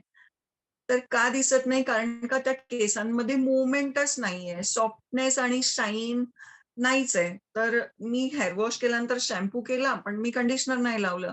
कंडिशनर केल्यानंतर ते खूप सॉफ्ट होतात, मूव्हमेंट मिळते त्यांना. त्याच्यामुळे तो हेअरकटचा फॉल पण मिळतो. त्याच्यामुळे तुम्ही कंडिशनर जेवढं छान वापराल ना, तेवढं तुम्हाला तो हेअरकटचा पण मजा घेता येईल, सॉफ्ट, शायनी आणि एजिंग, केसांचं जे एजिंग आहे ते आपल्याला टाळता येतं. बट अगेन कंडिशनर वापरताना 2 गोष्टी शॅम्पू कंडिशनरमध्ये आपल्याला खूप महत्त्वाच्या आहेत जाणून घेणं. शॅम्पू हा स्कॅल्प क्लेन्झर म्हणून ओळखला जातो आणि कंडिशनर हे हेअरच्या लेंथसाठी असतं. जेव्हा आपण कंडिशनर जर स्कॅल्पच्या आजूबाजूला किंवा स्कॅल्पला लावला तर हेअरफॉलचे खूप प्रॉब्लेम्स चालू होतात. म्हणून आपण कंडिशनर कधीही सुद्धा स्कॅल्पला लावायचा नाहीये. तो केसांच्या मुळापासून 3 ते 4 इंच सोडून खालच्या केसांना लावायचा आहे. कारण आपली ही नवीन ग्रोथ असते, जी केसांच्या मुळांपासून आलेली ग्रोथ असते, ही नवीन ग्रोथ असते. ते ऑलरेडी नरिश्ड असतात किंवा छान हेल्दी असतात, न्यू ग्रोथ असल्यामुळे त्यांना काही गरज पडत नाही. पण खालचे जसे खाली येत जातात केस तसे ड्राय, फ्रीझी होत जातात, त्याला स्प्लिट एंड्स येत जातात. तर त्याला त्याची गरज पडते. म्हणून आपल्याला खाली कंडिशनर लावायचं आहे. अगेन तुम्ही जेव्हा शॅम्पू करता तेव्हा स्कॅल्पला खूप छान मसाज करा, डायल्यूट करा शॅम्पू आणि केस अजिबात घासू नका. नाहीतर आपण मस्तपैकी खाली पण लावतो शॅम्पू आणि मस्त घासून काढतो. तर नाही, त्याच्यावरून तो जेव्हा तुम्ही पाणी टाकता ना, तो जे ओघळतं आणि जो तो फेस खाली फोम जरा केसांमधून गेला ना, तर जस्ट तुम्ही फिंगर्सनी छान मसाज करा. त्यातच तुमचे केस खूप छान क्लीन होतील. अनलेस अँड अंटिल तुम्ही खूपच जास्त ऑइलिंग नाही करत आहे, तेव्हा तोपर्यंत तुम्ही ते थोडे प्रॉपर मॉलिश करून करायची गरज नाहीये. तर तुम्ही छान तो फेस जरी ओघळला तरी ते क्लीन होऊन जातात. पाण्याने स्वच्छ धुतले, त्याच्यानंतर कंडिशनर लावलं, 2 मिनिट्स ठेवलं आणि मग तुम्ही केस बघा किती छान होतात. तर ती पण एक प्रोसिजर असते शॅम्पू कंडिशनरची. ती तुम्ही डेलीमध्ये फॉलो केली ना, तर मला असं वाटतं नक्कीच तुमचे केस खूप हेल्दी होत जातील. आपल्याला कसं वाटतं माहितीये, की अरे मी जेव्हा तिथे पार्लरमध्ये गेलेली ना, तेव्हा त्यांनी केलेला शॅम्पू कंडिशनर माझे 5 दिवस खूपच छान दिसलेले 4 ते 5 दिवस केस. पण मी घरी करते तर ते होत नाही. मे बी तो शॅम्पू चांगला नसेल का? की ह्यांनी वेगळे वापरले असतील का? तर नाही. तेच शॅम्पू जरी आम्ही वापरले, तरी ती टेक्निक तुम्ही लक्षात घ्या, की जेणेकरून तुम्हाला घरी पण ते मिळेल. अगेन खूप जास्त ड्रायनेस असेल, तर आपण परत सीरम ॲड ऑन करू शकतो. खूपच जास्त ड्राय असेल किंवा आपल्याला आपला कलर एन्हान्स करायचा असेल, तुम्ही खूप छान हायलाइट्स केलेत, खूप छान ग्लोबल केलंय आणि तुम्हाला ते अजून खूप छान दिसतील असं हवंय. तर तुम्ही सीरम पण ॲड ऑन करू शकता. थिक हेअर असतील सीरम करा, थिन हेअर असतील तर खूप सीरम गरज नसेपर्यंत लावू नका, कारण अजून थोडे लिंफ वाढतील हेअर म्हणून. तर आपण अशी हेअर केअर करू शकतो. अधनं-मधनं कधीतरी वॉर्म ऑइलने मस्त मसाज करायचा. तेवढंच नवऱ्याला सांगायचं सेवा करायला आपली. तर ही झाली स्किन आणि हेअर केअर. थोडंसं मी सेल्फ ग्रूमिंग बद्दल सांगेन जाता-जाता, की आपण मेकअप कसं करायचं. आपण जेव्हा आपल्या घरात जवळचं लग्न आहे कोणाचं तरी किंवा त्यावेळेला आपण जातो पार्लरमध्ये, खूप छान मला मेकअप करायचा आहे, मला असं-असं लूक पाहिजे, फोटो दाखवतो. मला असा लूक पाहिजे, अशी हेअरस्टाईल पाहिजे, मला छान सजवून द्या. पण तुम्ही डेलीमध्ये किंवा आता खूप लांब लग्नाला जायचंय जिथे ब्युटिशियन अवेलेबलच नाहीये किंवा मला डेली जर ऑफिसमध्ये जाताय आणि तुमचं फेस टू फेस लोकांशी तुम्हाला कनेक्ट व्हायचंय, असं काही तुमचं कामाचं स्वरूप असेल, तर कसं राहिलं पाहिजे आपण? तेव्हा कसं ग्रूम झालं पाहिजे स्वतःचं स्वतः? तर स्किनचं तर मी सांगतेच तुम्हाला, की आपण कशा पद्धतीने स्किन प्रिपेअर करायची आहे. पण अशा वेळेला जेव्हा तुम्हाला स्वतःचे स्वतः हेअर करायचे आहेत ना, तर त्यावेळेला तुम्ही ज्यावेळेला पार्लरमध्ये आपण जातो, तेव्हा त्यांच्या एका हातात ब्रश असतो, एका हातामध्ये ड्रायर असतो आणि दोन्ही हातांनी ते करत असतात सेटिंग आपल्या केसांचं. पण ते तुम्हाला स्वतः तर शक्य होणार नाही. म्हणून घरी जेव्हा तुम्हाला ग्रूम व्हायचंय तेव्हा तुमच्याकडे इलेक्ट्रिक ब्रश असेल तर ते खूप सोपं पडतं. इलेक्ट्रिक ब्रशने स्वतः हेअर सेट करायला खूपच सोप्या पद्धतीने आणि खूप पटकन तुम्ही क्विकली करू शकता इलेक्ट्रिक ब्रशने. तर त्याच्यामध्ये आता व्हरायटी पण मिळाल्या आहेत. तर तुम्हाला इंटर्न पण घेता येतात किंवा स्ट्रेट पण करता येतात. कोणाला स्ट्रेट आवडत नाही तर तुम्ही ते आतून तोच फिरवला राऊंड असा पण मिळतो ब्रश. तो आतून तुम्ही फिरवला तर तुम्हाला नक्कीच तो इंटर्न आणि बाउन्सी लुक छान क्रिएट करता येतो. तर फक्त जेव्हा आपण करायचं आहे तेव्हा जेव्हा आपण स्वतःच करतोय त्यावेळेला फक्त एवढ्या गोष्टींची काळजी घ्यायची की एकतर ऑइल असू नये केसांमध्ये, हेअर क्लीन असले पाहिजे आणि थोडं हीट प्रोटेक्ट म्हणजे हीट पासून प्रोटेक्शन मिळण्यासाठी सिरम्स वगैरे लावून मग केसांना आपण ते मशीन वगैरे वापरायच्या जेणेकरून तुम्हाला ड्रायनेस किंवा कुठल्या गोष्टीचे प्रॉब्लेम्स येत असतील ते फेस नाही करावे लागेल. तर जेव्हा तुम्हाला छान पार्टी मेकअप करायचंय तेव्हा खरं तर स्किन खूप छान मॉइस्ट असली पाहिजे. तर तुम्ही फेस वॉश केलं तर आपण काय करतो बाहेर जायचंय, पटकन छान फेस वॉश केला, फाउंडेशन लावलं, लिपस्टिक लायनर लावलं आणि गेलो. मग तो मेकअप तुमचा का नाही माझा मेकअप सॅलॉनचा वेगळा तोच फाउंडेशन मी वापरते, पण तो तिने केला तर वेगळाच दिसतो आणि मी केला तर वेगळाच दिसतो. तर मी सांगेन की जेव्हा तुम्ही जाता एखाद्या सॅलॉनमध्ये तेव्हा ते तुम्ही बघत असाल नीट ती स्किन प्रेप करतात. प्रेप करतात म्हणजे रेडी करतात मेकअपसाठी. तर थोड्याशा या गोष्टी तुम्ही जर टिप्स घरी पण केले, की खूप छान फेस वॉश केल्यानंतर तुम्ही पण छान मॉइश्चरायझर लावा. जर तुम्ही खूपच दिवस झाले क्लीनअप किंवा फेशियल घेतलं नाहीये आणि मेकअप करायचंय, तर तुम्ही त्याआधी थोडंसं स्क्रब करा आणि स्क्रब केल्यानंतर खूप छान मॉइश्चरायझर लावून एक प्राइमर आणा. प्राइमर आता मार्केटमध्ये अवेलेबल आहे अगदी इझिली. तर प्राइमर म्हणजे कशासाठी की एक तर ते तुमच्या स्किनमध्ये आणि तुमच्या फाउंडेशनमध्ये बॅरियर बनतं, जेणेकरून तुमचं स्किन खराब होत नाही आणि खूपच छान मेकअप स्प्रेड व्हायला मदत होते. म्हणून तुम्ही प्राइमर लावा. अगदी ₹150-200 पासून ते मार्केटमध्ये 1000, 1500, 2000 सगळ्या प्राइसचे प्राइमर्स अवेलेबल आहेत. तर आपल्याला जे आपल्या आवडीप्रमाणे किंवा बजेटप्रमाणे तसं प्राइमर तुम्ही घेऊन ते ॲप्लिकेशन करा. खूप छान फाउंडेशन करा.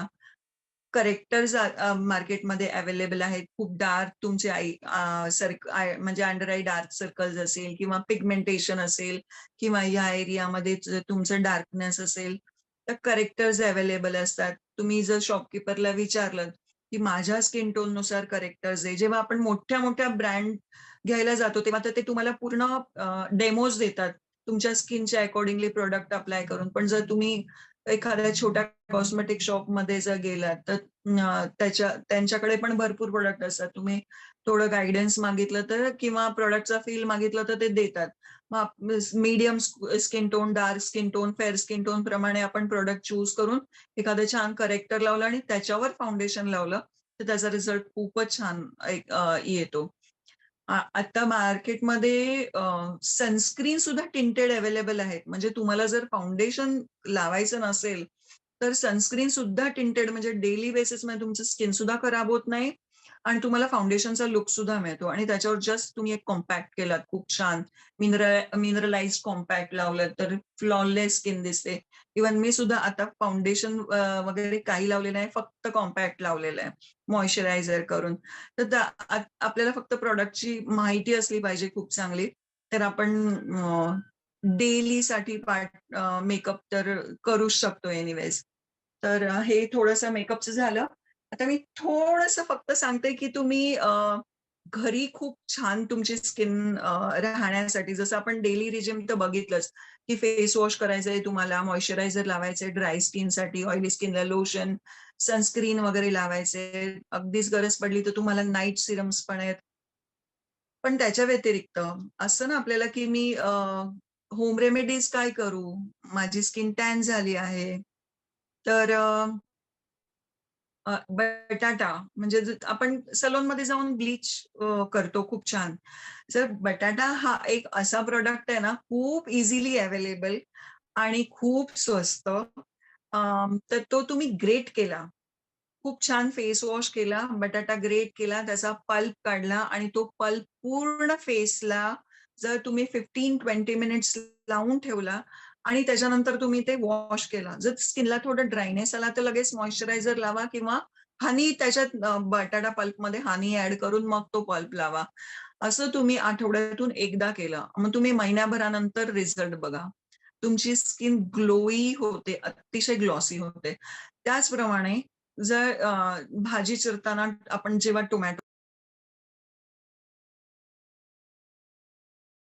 टोमॅटोचा रस जर तुम्ही चेहऱ्याला लावता तर लॅक्टिक ऍसिड त्याच्यामध्ये असतं. ते लॅक्टिक ऍसिड तुमचं एजिंग आणि लाइटनिंग या सगळ्या गोष्टींवरती खूप छान काम करतं.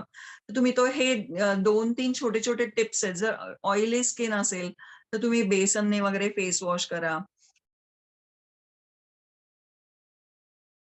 तर हे छोटे-छोटे टिप्स आहेत ते जर तुम्ही करून बघितलेत, तर नक्कीच तुम्हाला आवडेल आणि तुमची स्किन पण खूप छान राहील. असं अजून तुम्हाला काही विचारायचं असेल तर तुम्ही नक्की विचारू शकता मला. काही एखाद्या गोष्टीबद्दल प्रश्न असेल किंवा काही एखादं कोर्सबद्दल काही जाणून घ्यायचं असेल किंवा काही डेली रिजिमचंच एखादं काही प्रॉब्लेमॅटिक असेल, तर तुम्ही नक्की मला विचारू शकता. आणि मी आता माझे छोटेसे अ, हे संपवते माझं बोलणं आणि आय होप की तुम्हाला कदाचित आवडलं असेल मी शेअर केलेलं नॉलेज. धन्यवाद कीर्तीताई. कदाचित काय किती छान सांगितलं तुम्ही आणि मला खात्री आहे की आमच्या सगळ्या महिलांना नक्कीच प्रश्न असतील. पण आपण ज्या पुढच्या आपल्या वक्त्या आहेत डॉक्टर मीनाताई यांचं एकदा बोलणं झालं ना, की मग आपण प्रश्न घेणारच आहोत आपल्या श्रोत्यांचे. त्या ज्या प्रश्न नक्की, विचारतील. नक्की. आणि याच्यात म्हणजे तुम्ही बरीच नवीन माहिती दिली हो आम्हाला. त्याच्यामध्ये मला खूप आवडला, की बाबा फ्लेममुळे पण आपल्याला रेडिएशन म्हणजे म्हणायला एक कारण ना आपल्याला, की नको बाबा जरासं थांबते आज जरा स्वयंपाक करत नाही महिला दिनाचा म्हणून. हो. चा चालेल मग बोलूयात आपण. आपण आपल्या महिलांचे, मैत्रिणींचे प्रश्न घेऊयात हां मीनाताई. धन्यवाद या माहितीबद्दल. आता आपण आपल्या कार्यक्रमाला पुढे नेऊयात. आता आपण सौंदर्याविषयी माहिती घेतलीच. सौंदर्यासोबत आरोग्यही तितकंच महत्वाचं असतं. आपण म्हणतो ना आरोग्यम धनसंपदा. तर तर आपल्याला ज्या आपल्या आता पुढच्या वक्त्या ज्या लाभलेल्या आहेत महिला दिनासाठी, त्या आहेत आपल्या डॉक्टर मीना उनाडकट. मीना उनाडकट मॅडम तशा आपल्या स्वयंसिद्धाच्या मैत्रिणींना माहितीच आहेत. त्या होमिओपॅथीच्या डॉक्टर आहेत. त्यांच्याविषयी थोडीशी माहिती आपण जाणून घेऊयात. त्यांनी 1999 साली CMP homeopathic medical college, Mumbai येथून आपले वैद्यकीय शिक्षण पूर्ण केले आहे. त्या वेगवेगळ्या प्रथितयश हॉस्पिटलमध्ये काम केलेलं आहे त्यांनी आणि आपल्या अनेक रुग्णांना आपली वैद्यकीय सेवा मीनाताईंनी पुरवली आहे. या वर्षापासून त्यांनी स्वतःचा दवाखाना कांदिवली येथे स्थापन करून त्यांच्या दवाखान्याचं नाव आहे मैत्री होमिओपॅथी क्युअर. स्वतःच्या क्लिनिक सोबतच डॉक्टर मीना या राजस्थान मंडळ या प्रथितयश ट्रस्टमध्ये गेल्या 6 वर्षापासून आपली वैद्यकीय सेवा पुरवत आहेत. अनेक रुग्णांना त्यांनी कोविडच्या काळात पण भरपूर पाठिंबा दिलेला आहे. म्हणजे आपण कोविड वॉरियर म्हणतो ना, तशाच आपल्या विनाताई आहेत. त्यांनी आपल्या 50 पेक्षा जास्त पोलीस अधिकाऱ्यांना आणि त्यांच्या स्टाफची त्यांनी काळजी घेतली आहे. म्हणजे या जीवघेण्या लाटेमध्ये एक म्हणतात कोविड वॉरियर म्हणून आपल्या मीनाताई ह्या नेहमी फ्रंट फूटवर होत्या असं म्हणलं तर हरकत नाही. तर आज आपल्याला ह्या मीनाताई महिला दिन आपल्याला लाभलेल्या आहेत प्रमुख वक्त्या. म्हणून मी तुमचा अधिक न वेळ घेता मी डॉक्टर मीनाताईंना अशी विनंती करेन, की त्यांनी आमच्या सगळ्यांना आज माहिती द्यावी, आरोग्याविषयी काही आपलं मार्गदर्शन करावं. मीनाताई तुमचं खूप खूप स्वागत.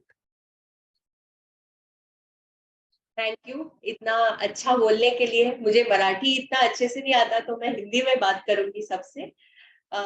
सबसे पहले सबको हैप्पी वुमेन्स डे। आज हमारा दिन है और हम हमारे बारे में अभी वो कीर्ति जी से सब सुनकर इतना अच्छा लगा।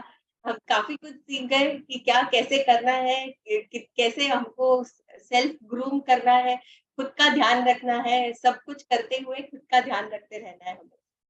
और पहली बात तो मैं थैंक यू बोलना चाहती हूँ स्वयं सिद्ध फाउंडेशन को, मुझे ये मौका देने के लिए यहाँ पे आप लोगों के साथ बात करने के लिए।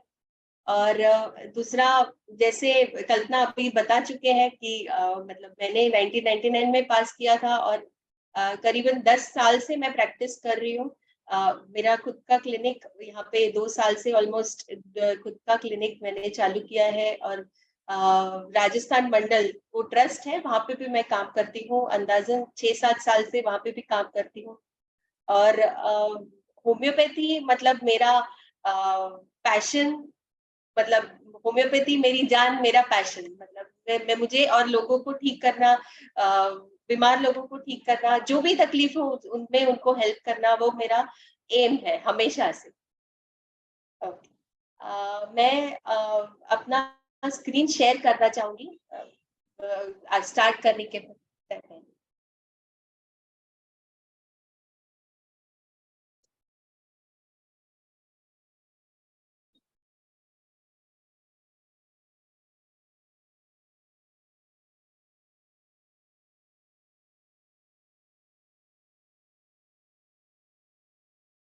दिख रहा है ठीक से?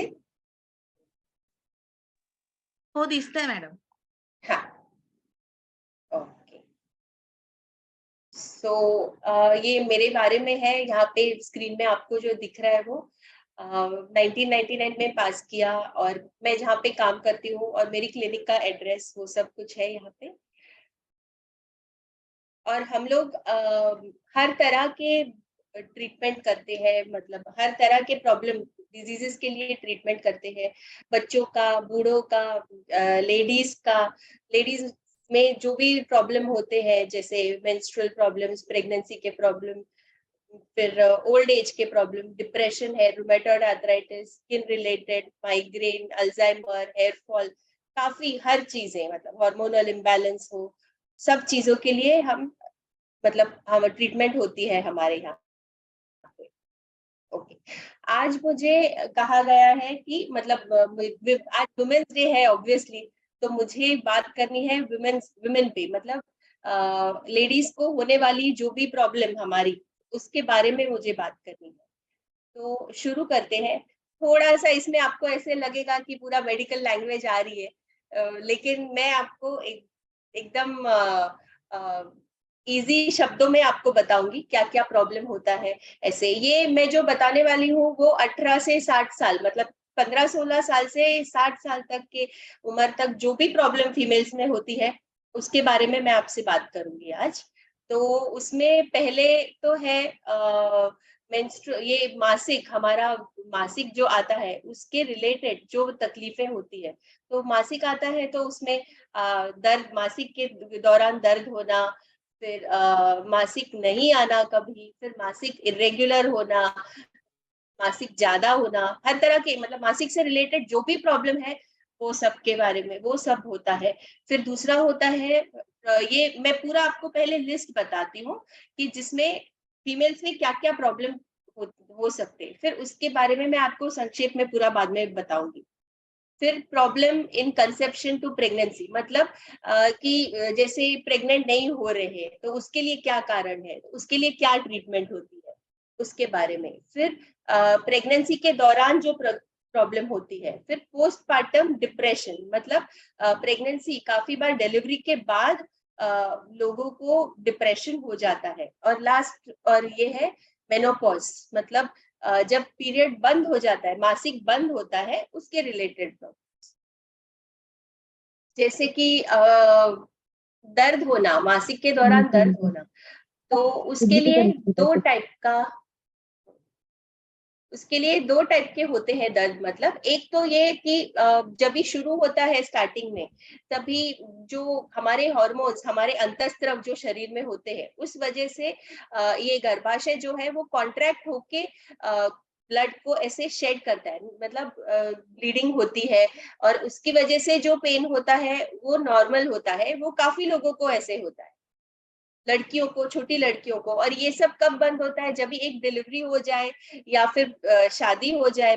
मोस्टली फर्स्ट डिलीवरी के बाद ये पेन सारे कम हो जाते हैं। और दूसरा है सेकेंडरी, मतलब ये काफी लेट एज तक भी चलता है, काफी टाइम ये पेन्स जो होते हैं वो लेट एज तक भी चलते हैं। तो उसके कुछ मेडिकल कारण होते हैं, जैसे कि ये यहाँ पे यूट्रस, ये गर्भाशय है, तो उसमें अंदर की जो लाइनिंग होती है वो मोटी हो जाती है, जिसको एंडोमेट्रियोसिस बोलते हैं, उसकी वजह से ब्लीडिंग होती है। फिर फाइब्रॉइड जो बोलते हैं हम गांठ, जो गर्भाशय में गांठ हो गई है, तो वो कहीं पे भी हो सकती है, अंदर हो सकती है, बाहर हो सकती है, नीचे हो सकती है, ऊपर हो सकती है, तो उसको यूट्राइन फाइब्रॉइड बोलते हैं। फिर दूसरा होता है इन्फेक्शन, एक तरह का इन्फेक्शन हो सकता है, बैक्टीरियल इन्फेक्शन जिसको बोलते हैं। बैक्टीरियल इन्फेक्शन होने से भी ब्लीडिंग, दर्द होता है और ब्लीडिंग भी ज्यादा होती है। अभी इरेग्युलर जो बोलते हैं ना हम, कभी काफी लोगों को ऐसे आपने सुना होगा, मतलब आप में से काफी लोग होंगे जिनको कभी पीरियड आता है, कभी लेट आता है, कभी ज्यादा आता है, कभी कम आता है, कभी कुछ और कारण हो मतलब कोई और प्रॉब्लम आते हैं पीरियड से रिलेटेड, जो भी प्रॉब्लम, तो वो सबके कारण में भी आता है, जो मैंने अभी आपको पहले बताया था, एंडोमेट्रियोसिस, जो यूट्रस की लाइनिंग, मैंने कहा था कि ये लाइनिंग जब बड़ी हो जाती है तो उस वजह से ब्लीडिंग ज्यादा होती है। और फिर दूसरा होता है पेल्विक, ये इन्फेक्शन, जो अंदर यूट्रस में इन्फेक्शन हो जाता है, उसकी वजह से भी ब्लीडिंग ज्यादा होती है। फिर पीसीओएस, ये आजकल बहुत बहुत बहुत कॉमन हो गया है। ये लड़कियों में होता है, मतलब अंदाजन 18 से 27 साल, 25-27 साल की लड़कियों में। इस वजह से अंडा नहीं बनता है, जैसे ओवरी, जैसे गर्भाशय होता है वैसे दूसरे अंडादानी भी होती है, तो उसमें अंडा नहीं बनता तो पीरियड नहीं आता, तो उसका कारण फिर सोनोग्राफी करते हैं तो पता चल जाता है कि अंडेदानी में पानी की गांठें हो गई है, तो उसको बोलते हैं पॉलीसिस्टिक ओवेरियन सिंड्रोम, जिसको शॉर्ट फॉर्म में बोलते हैं पीसीओएस। फिर दूसरा एक होता है कारण थायराइड। ये सब मैं आपको इसलिए बता रही हूँ, मतलब ये तो डॉक्टर ही करेगा डिसाइड क्या प्रॉब्लम है क्या नहीं, लेकिन ये सब चीजें आपको पता होनी चाहिए कि ये होता है, मतलब ये बड़ी हमारी लेडीज रहेंगी तो उनको भी ये हो सकता है, और लड़कियां होंगी उनकी अगर, तो उनको भी किस वजह से ये पीरियड डिले हो रहा है या जो भी हो रहा है, वो आपको थोड़ा अंदाजा आ जाएगा कि क्या कारण हो सकता है। फिर दूसरा है थायराइड, थायराइड कम हो ज्यादा हो, टीएसएच लेवल, तो उसकी वजह से भी पीरियड में आगे पीछे होता है, इरेगुलर हो जाता है, या ज्यादा ब्लीडिंग होती है, कम ब्लीडिंग होती है, और किसी तरह की खून में कमी हो, खून में कोई ब्लड सेल्स में कोई प्रॉब्लम हो, उस वजह से भी होता है। फिर यूट्राइन फाइब्रॉइड्स, जो मैंने कहा, मतलब गर्भाशय में जो गांठ होती है उसकी वजह से, कैंसर की वजह से भी होता है। और दूसरा और सबसे लास्ट मैंने लिखा है, लेकिन ये सबसे पहला है, मैं आपको बोल सकती हूँ, स्ट्रेस। किस किस को स्ट्रेस है, कोई बताएगा? सबको होगा। आप अगर सब बता सकते तो सब एक साथ बोलेंगे कि स्ट्रेस किसको नहीं है। स्ट्रेस सबको है लाइफ में। कोई है जिसको बिल्कुल भी स्ट्रेस नहीं है? हमारे बीच अभी जो भी हम पार्टिसिपेंट्स हैं, कोई है जिसको बिल्कुल स्ट्रेस नहीं है? सबको ही होगा, 100% सबको ही होगा। तो स्ट्रेस इज द मेन कारण। मतलब हम होम्योपैथी में कैसे है, हमारे होम्योपैथी में हम लोग पूरे ऐसे खाली हम ऐसे ये अभी ये ब्लीडिंग ज्यादा हो रहे हैं वो हम नहीं देखते, हम ऐसे देखते हैं कि उसको साइकोलॉजिकली क्या प्रॉब्लम है, फिजिकल मेंटल, मतलब वो हम ऐसे एलोपैथ के पास जाते हैं तो कैसे होता है कि तुमको क्या प्रॉब्लम होता है, तो ये प्रॉब्लम होता है, चलो ये प्रॉब्लम, उसकी ये दवाई में दे देते हैं हम, या फिर वो इन्वेस्टिगेशन लिख के दे दी। लेकिन होम्योपैथी में ऐसे होता है कि हम पूरा जो भी प्रॉब्लम है वो तो पूछते ही है, लिखते भी है, साथ में उनके मेंटल, मतलब उनका जो दिमागी हालत, मतलब या उनको जो प्रॉब्लम है उसकी वजह से उनपे क्या बीतती है, फिर उनपे पहले क्या बीती हुई है जिस वजह से ये प्रॉब्लम हुआ, और इस वजह से, और मतलब बचपन में कैसे थे, ऐसे पूरा हिस्ट्री हम लेके फिर पूरे मतलब पूरा इंडिविजुअल को कंसिडर करके फिर हम दवाई देते हैं। इसलिए जो बोलते हैं ना, कहावत है कि होम्योपैथी साइड इफेक्ट नहीं देती, होम्योपैथी बहुत ऐसे पूरा ठीक कर देते हैं हम लोग को, और हमेशा के लिए, क्योंकि हम नजरिया लोगों का, मतलब एक तरह से हम देखते हैं, वो कोई चीजें अगर हमको अफेक्ट करती हैं अगर, लेकिन होम्योपैथी हम जब देते हैं तो वो जो सिचुएशन होगा वो नहीं बदली होगा। जैसे कि अभी सास का प्रॉब्लम, फिर हस्बैंड वाइफ का प्रॉब्लम, सब कुछ जो भी होता है तो वो तो जैसे है वैसे ही रहेंगे, लेकिन हम उस चीज को किस तरह से देखें वो बदली हो जाता है। हमारा जो देखने का नजरिया है वो चेंज हो जाता है। देखने का नजरिया चेंज भी, वो भी नहीं मैं बोलूँ तो हमें वो इफेक्ट नहीं करेगा। ये सब चीजें होंगी लेकिन हमको वो इफेक्ट नहीं करेगा, फिर वो फिजिकली हो, मेंटली हो या किसी भी तरह से हो। और प्रेगनेंसी के दौरान सबको क्या क्या प्रॉब्लम होती है प्रेगनेंसी के दौरान, कोई बता सकता है?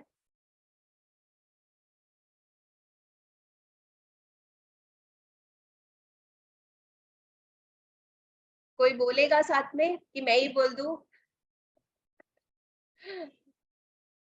उल्टी जैसा होना, फिर उल्टी होना, भूख नहीं लगना, ये सब प्रेगनेंसी के दौरान होता है। तो इसमें अभी एलोपैथिक दवाई लेते हैं तो साइड इफेक्ट होते हैं, तो उसमें होम्योपैथिक दवाई ले तो काफी अच्छा होता है। और डिलीवरी के दौरान भी ऐसे स्मूथ डिलीवरी हो जाती है, होम्योपैथिक दवाई लेने से काफी स्मूथ डिलीवरी हो जाती है।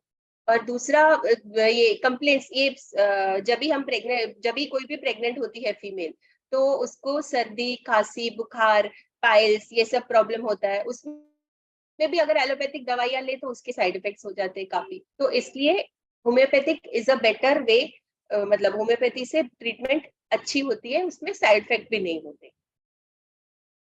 दूसरा है पोस्टपार्टम डिप्रेशन, जो मैंने कहा। ये आप में से कोई होगा जिसको कभी ये हुआ है, मतलब इसमें डिलीवरी के बाद डर लगना, अ, मतलब और गुस्सा आना, वायलेंट हो जाना, या नींद नहीं आना, ऐसे कोई है जिसको कभी कोई प्रॉब्लम हुआ है? मैं वेट कर रही हूँ।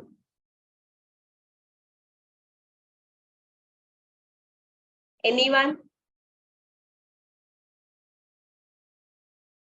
चैट में भी नहीं है ना कल्पना? नहीं बोला है, स्मिता मैडम बोल रही है उन्हें हुआ है करके। सीता अच्छा हुआ है, क्या बोल रही है वो? मुझे इसमें चैट्स नहीं दिख रहे क्योंकि हाँ, उन्होंने कहा है कि मुझे हुआ है ये सारा पोस्टमार्टम डिप्रेशन का। हाँ। पोस्टपार्टम डिप्रेशन का हुआ है। अच्छा अच्छा, ओके। तो स्मिता, कैन यू शेयर, मतलब आप बता सकते हैं कि क्या हुआ था आपको तभी पोस्टपार्टम के टाइम पे? जी, चैट। नींद ना आना और हाँ, डर लगना, बिना कुछ वजह से नींद ना आना या डर लगना, लगते रहना, या फिर बराबर बराबर। मतलब हाँ, खाना खाने में भी मतलब ऐसा कि नहीं भूख लगना, फिर फीडिंग के टाइम हाँ में प्रॉब्लम्स, हाँ हाँ हाँ रोना हाँ। आना, छोटी-छोटी चीज़ों का रोना आना, या राइट। फिर एकदम से गुस्सा कर देना, ऐसी चीज़ें हुई यस। हैं। Okay okay okay. तो यही है, इसको बोलते हैं पोस्टपार्टम डिप्रेशन। तो ये पोस्टपार्टम डिप्रेशन, ऐसे जो अभी स्मिता जी ने बताया, तो वैसे उसमें डर लगता है, फिर काफी जैसे उनको नींद नहीं आ रही थी तो नींद नहीं आना, फिर ऐसे वो, ये ऐसे हो जाता है कि बच्चा और माँ में बॉन्डिंग नहीं होती है। वो उन्होंने कहा ना अभी कि फीडिंग के टाइम पे भी थोड़ा ये होता था। ऐसे स्मिता जी बराबर बोल रहे हो ना स्मिता जी? ऐसे ही सेम कुछ आप भी बोल रहे थे, राइट? यस, यस, यस, हाँ ऐसा ही, हाँ। ऐसा ही। या सो तो मेरे पास तो एक पेशेंट थी, मतलब वो ऐसे, मतलब ये पेशेंट का ऐसे भी होता है कि दूसरे लोगों से बात नहीं करते, घर वालों से भी झगड़े करते हैं। तो ये मेरी पेशेंट तो ऐसी थी, पति को मारने लगी, सास को मारने लगी, और मतलब बहुत खराब हालत थी उसकी, बहुत ही खराब हालत। मतलब मेरे पास जब आई वो, तो ऐसे, और मुझे मतलब आके फिर यहाँ पे आके मुझे सब बोलेगी मैंने तो आज ये मारा। मारा? कैसे मारा? मतलब मैं भी पहले ऐसे, मुझे ऐसे लगा कि तूने ऐसे हस्बैंड को मारा, तेरे हस्बैंड ने तुझे कुछ नहीं बोला? नहीं, वो समझते हैं कि मैं डिप्रेशन में हूँ। मैं बोली चलो अच्छी बात है, एटलीस्ट फैमिली सपोर्टिव हो तो प्रॉब्लम नहीं है, लेकिन नहीं तो कुछ तो इसमें इतना बुरा हालत हो जाता है कभी कभी कि डिवोर्स तक बात आ जाती है। प्लस दूसरा, इसमें सुसाइडल टेंडेंसीज भी हो जाती है, सुसाइड करने के लिए भी मतलब लोग ऐसे होते हैं। तो ऐसे पेशेंट को, ऐसे लोग को, मतलब हमको इतने अ, अच्छे से हैंडल करना पड़ता है, इतनी शांति से। मतलब मैंने शायद वो पेशेंट को, वो मेरे पास 6 महीने तक कंटिन्यूस आई, वो हो गई थी ठीक, अंदाजन 1 महीने में बेटर हो गया था और वो सब उनकी फैमिली वाले खुश कि अभी ये मारती नहीं है किसी को, फेंकती नहीं है, तोड़ती नहीं है चीजें, सब अच्छे से कर रही है।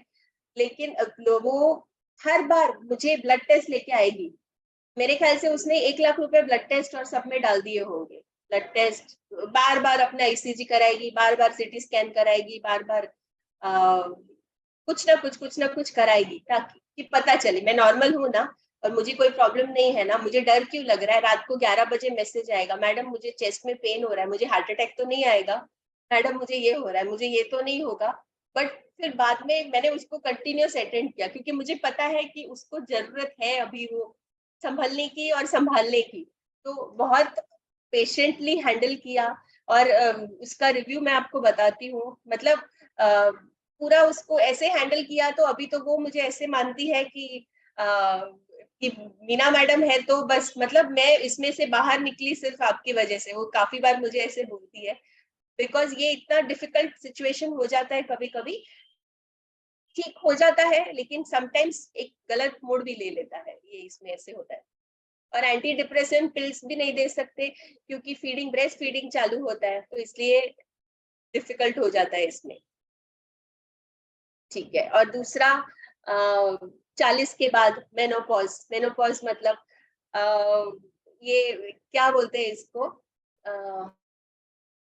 Mood swings. मतलब इसमें मासिक बंद होता है धीरे धीरे, 2-3 साल लगते हैं बंद होने को, लेकिन वो 2-3 साल ऐसे जाते हैं ना कि काफी लोगों को बहुत बहुत प्रॉब्लम होता है। तो उसमें मूड स्विंग्स मतलब ऐसे कभी गुस्सा आता है, कभी रोना आता है, कभी बहुत गर्मी लगने लगती है, कभी पसीने छूटते हैं, थकान होती है, सेक्स करने का मन नहीं करता। और दूसरा ये मेनोपॉज, जो इसको मेनोपॉज बोलते हैं ना, तो उसको कैसे क्या कहा जाता है पता है? मेनोपॉज, इसका मतलब क्या है? मेनोपॉज मतलब मेन आदमी, मतलब मेन लोग को ऐसे बोलते हैं बस अब तुम्हारी बस, अब मेरी चलेगी। तो इसमें बहुत तकलीफें हो जाती है। तो अगर मेन समझने वाले हो तो ठीक है, अदरवाइज मेनोपॉज करने में सब काफी आगे निकल जाते हैं। ठीक है। और इसमें मैं बोलना चाहती हूँ ट्रीटमेंट। ट्रीटमेंट तो मेन, पहले मैं ये सब चीजों के बारे में, ट्रीटमेंट में बाद में बताऊंगी। मैं अपनी तरफ से एक चीज, जैसे इसको बोलते हैं मेटाफिजिक्स, मुझे पता नहीं हिंदी में इसको क्या बोलते हैं। मेटाफिजिक्स मतलब ये सब जो प्रॉब्लम होते हैं ये क्यों हो रहे हैं, हमारे शरीर में क्यों होते हैं। अभी पीसीओएस, पीसीओएस जो बोलते हैं पॉलिसिस्टिक ओवेरियन सिंड्रोम, ये लड़कियों में होता है, मतलब अराउंड 18 to 25 की एज में। और ये आप देखोगे ना आजकल ये लड़कियां, फिर उसमें पीसीओएस होता है, उनमें क्या हो जाता है, पीरियड बराबर नहीं आता, रेगुलर नहीं है, फिर वजन बढ़ जाता है, फिर हेयर ग्रोथ होता है, unwanted hair growth, upper lip पे होता है, फिर थाइस पे होता है, एब्डोमेन पे होता है, बैक पे होता है, और hair growth, excess hair growth होता है। तो उसमें और पीरियड भी बराबर नहीं आता, मूड स्विंग्स होते हैं। जब भी पीरियड आता है तभी मूड स्विंग्स बहुत होते हैं। तो ये बहुत बहुत कॉमन हो गया है। तो उस वजह से क्या प्रॉब्लम होती है पीसीओएस की वजह से, अभी अंडा नहीं बनता, अंडा फूटता नहीं है, तो फिर ये क्या बोलते हैं, मेंसेस नहीं आएंगे, पीरियड नहीं आएगा, पीरियड नहीं आएगा तो क्या होगा, प्रेगनेंसी नहीं होगी, बराबर। तो इसकी वजह से फिर प्रेगनेंसी भी नहीं होती। तो ये कारण क्या है, इस चीज ये होने का कारण आप लोग कोई बता सकते हैं कि ये क्यों कॉमन है? कोई कोई एक अपना एक नजरिया कुछ शेयर कर सकते हैं कि क्यों ये कॉमन है, किस वजह से, क्यों ये इतना बढ़ गया है? मेरे ख्याल से 27% female all over the world, मतलब पूरे दुनिया में 27% फीमेल लोग को ये है पीसीओएस। क्या कारण हो सकता है ये होने का, कोई बता सकता है? पहले नहीं था ऐसे, अभी हुआ है ये, क्या कारण है? एक्चुअली चार्ट में बता रहे हैं स्ट्रेस की वजह से लाइफस्टाइल चेंज हो गई है। लाइफस्टाइल तो Yes. मेन रीजन है, क्योंकि दादी नानी बोलती है यार तुम लोगों के ये नखरे हैं, हमारे वक्त तो ऐसा कुछ नहीं था, हम लोगों को भी Perfect. तो ये सब हुआ था, लेकिन हमारे इतने मूड स्विंग्स नहीं होते थे, क्योंकि हम लोग जो आजकल खा रहे हैं आई थिंक वही सब केमिकल से हो रहा है, सारा कुछ 100%. कंज्यूम कर रहे हैं हम लोग केमिकल, ऐसे मुझे लगता है कि ये हो बराबर। सकता है। हाँ, ये भी एक कारण है, और ये परफेक्ट किसी ने कहा, जो कहा वो लाइफस्टाइल की वजह से। तो आजकल की लाइफस्टाइल क्या है, लड़कियों को क्या चाहिए, कोई ऐसे बता सकता है? छोटे मतलब अभी जो यंगस्टर्स है, यंग जनरेशन, कॉलेज जाने वाली लड़कियां, उनको क्या चाहिए? चैट में कोई बताएगा तो प्लीज मुझे कन्वे करना, बिकॉज मैं चैट नहीं देखती हूँ अभी। इट इज बट इंस्टेंट चाहिए, जो भी हो इंस्टेंट चाहिए। परफेक्ट। और कुछ, एनीथिंग एल्स? जीरो फिगर कह सकते हैं। जीरो फिगर, हाँ जीरो फिगर तो ये पीसीओएस वाले को जीरो फिगर तो मिलने से रही। और पीसीओएस में क्योंकि बहुत वजन बढ़ता है। और फास्ट फूड। फास्ट फूड, हाँ यस 100%। तो फास्ट फूड तो वो बंद ही करना पड़ेगा, मतलब पीसीओएस है या जो भी यंग जनरेशन या कोई भी फीमेल, आई थिंक मेनोपॉज हो, ये हो, ये सब फास्ट फूड तो ब्रेड पाव और वो सब चीजें तो बहुत कम होनी चाहिए। इस वजह से हमारी हेल्थ की जो पहले की जो लेडीज थी वो कैसे अच्छे से जीती थी और कितना अच्छा जीती थी, और हम लोग यहाँ पे ऑलरेडी 40 के होते हैं तो सबको कुछ ना कुछ प्रॉब्लम चालू हो जाते हैं। तो वो फूड तो बहुत इंपॉर्टेंट है डाइट में, मतलब वो बात में अभी मेरा नेक्स्ट स्लाइड वही बारे में होगा। और क्या, ये लड़कियों में और क्या होता है, पर लड़कियों की माँ बताओ। फीमेल बॉडी है तो उसको रिस्पेक्ट करना चाहिए, like we should live as a female, not to copy all the male parameters. Very right, very right, very right. Who was this? Shweta. Shweta. Shweta हाँ Shah. Shweta, you are right, Shweta you are right. यही बात है, मैं यही बोलना चाहती हूँ कि अभी देखो आजकल की लड़कियों को कैसे जीना है कि मुझे तो ऐसे कोई रोक टोक नहीं चाहिए। मम्मा मैं बाहर जाऊंगी, मैं रात को 1-2 बजे आऊंगी, 2 बजे 3 बजे, भैया को कैसे रोकते नहीं हो, मुझे भी रोकना नहीं है। मैं जाऊंगी, मुझे जो करना है मैं करूंगी, मुझे अभी ये पहनना है मैं पहनूंगी, मुझे ये इतना आगे बढ़ना है मैं बढ़ूंगी, ये मैं करूंगी, वो मैं करूंगी। मैं लड़के के जैसे रहूंगी, लड़के के जैसे रहूंगी। तो क्या होगा लड़के के जैसे रहूंगी का मतलब? एम्बिशंस होनी चाहिए, एम्बिशंस तो सबको होनी चाहिए, आगे भी सबको बढ़ना है, सबको सब कुछ करना है। लेकिन इसमें ये सब आगे बढ़ने में, ये सब करने में क्या हो जाता है, तुम फीमेल का हार्मोन्स कम हो जाते हैं, फीमेल हार्मोन्स कम हो जाते हैं और मेल हार्मोन्स बढ़ जाते हैं। तो मेल हार्मोन्स बढ़ने की वजह से फिर यूट्रस बोलता है, गर्भाशय बोलता है मैं बच्चा नहीं करूंगा, मैं मेल हूं। तो इस वजह से, तो ये कारण है, मतलब ये मेन कारण है जो मैं बोल रही हूँ ना मेटाफिजिक्स की, इस वजह से ये पीसीओएस बहुत बहुत बढ़ गया है। फिर अभी मतलब ये पीसीओएस का हुआ, तो इसके बाद आया फाइब्रॉइड। फाइब्रॉइड का मेन कारण, फाइब्रॉइड का मेन कारण अभी ये होता है फीमेल्स में, और मतलब at a later stage after some, मतलब 35 to 40 या वैसे वो एज में फाइब्रॉइड आते हैं, बराबर। तो फाइब्रॉइड का कारण ये शायद आप लोग नहीं बता पाओगे, मैं बताती हूँ इसका मेटाफिजिक्स। फाइब्रॉइड का कारण होता है पार्टनर से, हमारे पार्टनर से जो भी अनबन होती है, पार्टनर के साथ हैप्पी नहीं है, पार्टनर से प्रॉब्लम है, उस वजह से फाइब्रॉइड्स होते हैं। तो ये चीज अगर हमको कोई भी ऐसे केस आए तो हम पहले पूछते हैं कि हस्बैंड वाइफ का रिलेशन कैसा है, फर्स्ट थिंग हम पहले पूछते हैं ये चीज। तो इसलिए फाइब्रॉइड होता है पार्टनर से प्रॉब्लम होने की वजह से। और दूसरा है, तीसरा आएगा एंडोमेट्रियोसिस, जो मैं बोली थी, वो लाइनिंग थिक हो जाती है, जो गर्भाशय के अंदर की लाइनिंग थिक हो जाती है, वो होता है, वो जिसको होता है उसमें भी ब्लीडिंग बहुत होती है, पेन बहुत होता है, तो उसमें वो उसका कारण है इनसिक्योरिटी। इनसिक्योरिटी मतलब तुम ऐसे खुश नहीं हो, जहाँ पे जो माहौल में तुम हो उसमें तुमको जो सेफ, मतलब ऐसे सेफ फील कराए कोई, मतलब मैं ठीक हूँ या मुझे तो मतलब वो इनसिक्योरिटी होती है, मतलब उसमें क्या करूं मैं वो पता नहीं चलता इसमें, तो इसलिए फिर उनको एंडोमेट्रियोसिस हो जाता है। और ये होता है फिर एंडोमेट्रियोसिस होता है, मतलब लाइनिंग थिक हो जाती है, मोटी हो जाती है, उससे ब्लीडिंग होता है, और उस वजह से फिर उनका स्वीट खाने का, मिठाई खाने का मन ज्यादा होता है, और सब टेंशन ज्यादा लेते हैं, हर चीज के गुस्सा आता है, झगड़ा करते हैं। तो ऑन द होल ये गर्भाशय जो होता है वो हम फीमेल, मतलब इट इज फॉर फीमेल। वो कितनी साइज का होता है पता है? एक मुट्ठी की साइज का होता है, इतनी मुट्ठी की साइज का होता है गर्भाशय, और वो इतना बड़ा होता है, 3 किलो के बच्चे को संभाल लेता है।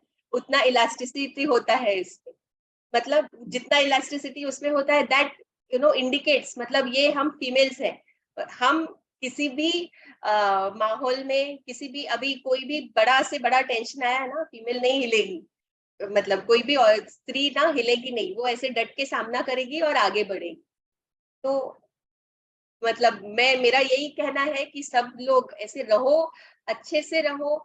प्रॉब्लम्स होते हैं, सबकी लाइफ में प्रॉब्लम्स होते हैं, बट उसको फेस करो, डट के सामना करो, और उतना मत इफेक्ट हो जाओ कि तुम्हारे शरीर पे इफेक्ट हो। और ये लड़कियों के लिए एक कहना है, मतलब फ्रॉम ऑल द मदर्स, या कोई यंग हो अगर यहाँ पे, तो कि मतलब तुम आगे बढ़ो, एम्बिशियस रहो, सब कुछ करो, लेकिन एक फेमिनिटी जो बोलते हैं ना कि स्त्रीत्व, मातृत्व को नहीं छोड़ना चाहिए हमें। मतलब तो फिर प्रेगनेंसी में भी प्रॉब्लम नहीं आएगा, आगे भी दूसरे प्रॉब्लम नहीं आएंगे। ओके, अभी मैं बताती हूँ ट्रीटमेंट, इसमें क्या ट्रीटमेंट होती है। पहले तो डाइट अच्छा होना चाहिए। ये मैं आपको शेयर कर दूंगी मेरा पीडीएफ, तो आप लोग कॉपी मतलब देख सकते हो क्या क्या होता है उसमें। फल होने चाहिए, स्प्राउट्स होने चाहिए, हाई फाइबर फूड, मतलब और हरी सब्जियां, फल, फिर कोकोनट ऑयल, ऑलिव ऑयल, वो सब अपनी डाइट में होना चाहिए। और दूसरा, एक्सरसाइज करना चाहिए। एक्सरसाइज बहुत बहुत जरूरी है। जैसे कि अगर टाइम ना हो एक्सरसाइज के लिए, तो कभी काम पे जा रहे हो, जाने के टाइम पे वॉक करके जाओ, आने के वक्त वॉक करके आओ। उतना 10-10 मिनट, 20 मिनट तो वॉक के लिए निकाल सकते हैं, कुछ नहीं तो। और दूसरा ये कि एक आधा घंटा, पूरा दिन काम करो, लेकिन एक आधा घंटा खुद के लिए रहो। जो भी करना है करो, मतलब भले ही तुमको टीवी देखना है टीवी देखो, योगा करना है योगा करो, म्यूजिक सुनना है म्यूजिक सुनो, बस आधा घंटा सिर्फ खुद के लिए और किसी के लिए नहीं। होम्योपैथी, मतलब ये चीज के लिए अभी ट्रीटमेंट तो मैं होम्योपैथी के बारे में ही बताऊंगी आपको। होम्योपैथी, मैंने जैसे पहले भी कहा कि हम लोग पूरा फिजिकल, मेंटल, इमोशनल, मतलब पूरे इंसान को, ऐसे हम अगर देखें तो उसको इसको दर्द हो रहा है, हम ऐसे नहीं देखेंगे और क्या तकलीफ है पूरे शरीर में, दिमाग से या मेंटली, जो बोलते हैं इमोशनली, मेंटली क्या क्या प्रॉब्लम है, वो सब चीज को हम कंसिडर करके फिर दवाई देते हैं। और दूसरा, विटामिन लेवल्स हमेशा चेक करने चाहिए। विटामिन D3, विटामिन B12 और उसके सप्लीमेंट्स रेगुलरली लेने चाहिए। विटामिन D3 उस सन से मिलता है, तो वो हमें बाहर हम जाते नहीं है, गए धूप हुआ तो छतरी ले लेते हैं, या फिर गाड़ी में एसी में जाते हैं, तो हमको तो धूप कभी मिलती नहीं है। और धूप कब मिलती है, कैसे मिलती है? फॉरेनर्स जो ऐसे वो वहां पे लेट जाते हैं ना बीच पे, ये 2 पीस पहनकर, तभी प्रॉपर धूप मिलेगी, अदरवाइज धूप नहीं मिलेगी, तो D3 नहीं बढ़ेगा। तो D3 का सप्लीमेंट लेना पड़ेगा। विटामिन B12 और D3 के सप्लीमेंट्स लेने चाहिए रेगुलर बेसिस पे। ओके, इस तरह से मैं अपना सेशन, मतलब मेरा टॉक खत्म करती हूँ। और मैं बोलना चाहती हूँ, मतलब टेक अवे सबके लिए, कि खुद के लिए जियो। और एक दूसरा एक चीज की, मतलब सब लोग जो भी घर पे भी रहते हैं, अगर मेरे ख्याल से, तो कुछ ना कुछ करो खुद के लिए, या फिर एक पार्ट टाइम कुछ करो, घर से कुछ काम करो, या खुद के लिए टाइम निकालो, बस खुश रहो। बाकी और कुछ, मतलब सब चीजें, अगर हम खुश तो बाकी सब खुश, घर खुश हो जाएगा। एक फीमेल खुश रहेगी तो पूरा घर खुश रहेगा। That's it. Thank you, and thanks again to Swayam Siddh, मुझे अपॉर्चुनिटी देने के लिए, बात करने के लिए। थँक यू मीनाताई. खूप छान मार्गदर्शन Thank you, केलं Meena. तुम्ही. छान बोललात. आता तुम्हाला जर आपल्या कीर्तिताईंना आणि बीनाताईंना काही प्रश्न विचारायचे असतील ना, तर तुम्ही रेज हँड करा.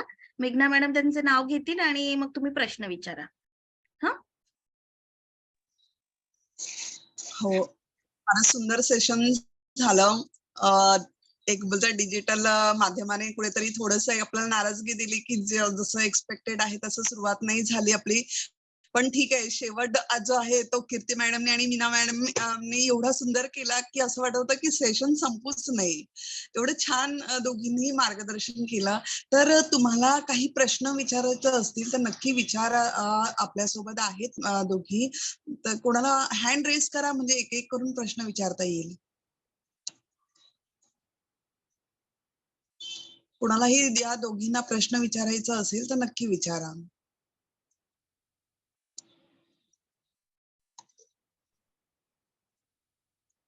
चॅट मध्ये पण काही प्रश्न विचारली आहेत मेघना मॅडम.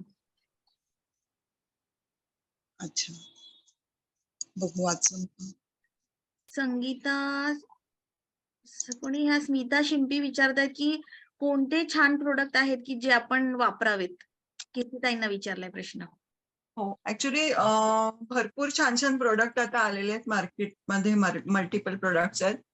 पण तुम्ही एक्झॅक्टली कुठल्या प्रोडक्ट बद्दल विचारताय? जर स्किन केअरचे प्रोडक्ट तुम्ही विचारताय तर ज्याच्यामध्ये डर्मा असं लिहिलेलं असेल किंवा ट्रू डर्मा असेल किंवा सेज डर्मा असेल, असे प्रोडक्ट जर वापरले तर ते स्किनसाठी जास्त हेल्दी असतात, म्हणजे जास्त चांगले असतात. फक्त आपण जे वापरतोय प्रोडक्ट ते कन्झ्युमर प्रोडक्ट आहे का प्रोफेशनल प्रोडक्ट आहे हे जर बघितलं तर आपल्याला ते जे प्रोफेशनल प्रोडक्ट असतात ते रिझल्ट खूप जास्त चांगले देतात. तर आता सध्या डर्मॅटिका म्हणून एक जो ब्रँड आहे त्याचे जे होम डेली रिजिमचे प्रोडक्ट आहेत ते कम्पॅरेटिव्हली आपल्याला खिशाला परवडतील असे पण, आणि त्याचे रिझल्ट खूप छान आहेत. तर ते पण तुम्ही डर्मॅटिकाचे पण वापरू शकता. अजून काही विचारायचंय का कोणाला? सारखी सारखी सर्दी होते तर मला मॅडमना विचारायचंय, डॉक्टर आहेत त्यांना, की सारखी सारखी सर्दी होते तर त्याच्यासाठी पण म्हणजे ते ॲलर्जीचा प्रकार आहे. तर त्याच्यावरती काय होमिओपॅथीमध्ये असं फायनल म्हणजे परमनंट सोल्यूशन आहे? हाँ, उसके लिए सॉल्यूशन है। सॉल्यूशन है उसके लिए। मतलब बार बार होती है सर्दी और वो सब जो भी, उसके लिए होम्योपैथिक हम्म। दवाई लेंगे तो उससे ये जो बार बार होती है वो कम हो जाता है। 100% सॉल्यूशन है उसका। बॉडी का और इम्यूनिटी, जैसे कि बॉडी का इम्यूनिटी बढ़ाता है तो बॉडी को जो भी प्रॉब्लम होता है वो वापस नहीं होता।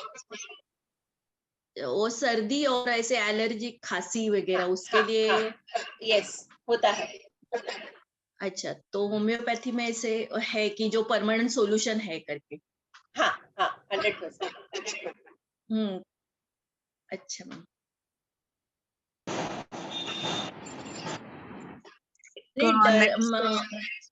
स्किन साठी डर्मा प्रोडक्ट मॅम म्हणजे ऍक्च्युली ते कुठे मिळतील वगैरे की कसं? की प्रॉपर तुम्हाला डॉक्टरांचं मेडिकलमध्ये गाईडन्स? किंवा जे एखादं प्रोफेशनल सलोन आहे, स्किन एस्थेटिक क्लिनिक आहे, अशा ठिकाणी किंवा जिकडे स्किनचे डॉक्टर असतात त्यांच्या आजूबाजूचे जे मेडिकल असतात, कारण स्किनचे डॉक्टर जेव्हा प्रिस्क्राईब करतात तेव्हा ते प्रोडक्ट त्यांच्या जवळच्या आजूबाजूच्या मेडिकलमध्ये मिळतात. मग अशा मेडिकलमध्ये तुम्हाला म्हणजे ज्याच्यामध्ये डर्मा असं मेन्शन केलेलं असतात ना, असे प्रोडक्ट स्किनसाठी खूप जास्त चांगले असतात, म्हणजे ते प्रोफेशनल प्रोडक्ट मध्ये काउंट होतात. म्हणून मी तुम्हाला म्हटलं डर्मॅटिका ही पण एक कंपनी आहे ज्याचे कम्पॅरेटिव्हली स्वस्त आणि प्रोडक्ट रिझल्ट खूप छान आहेत डर्मॅटिकाचे.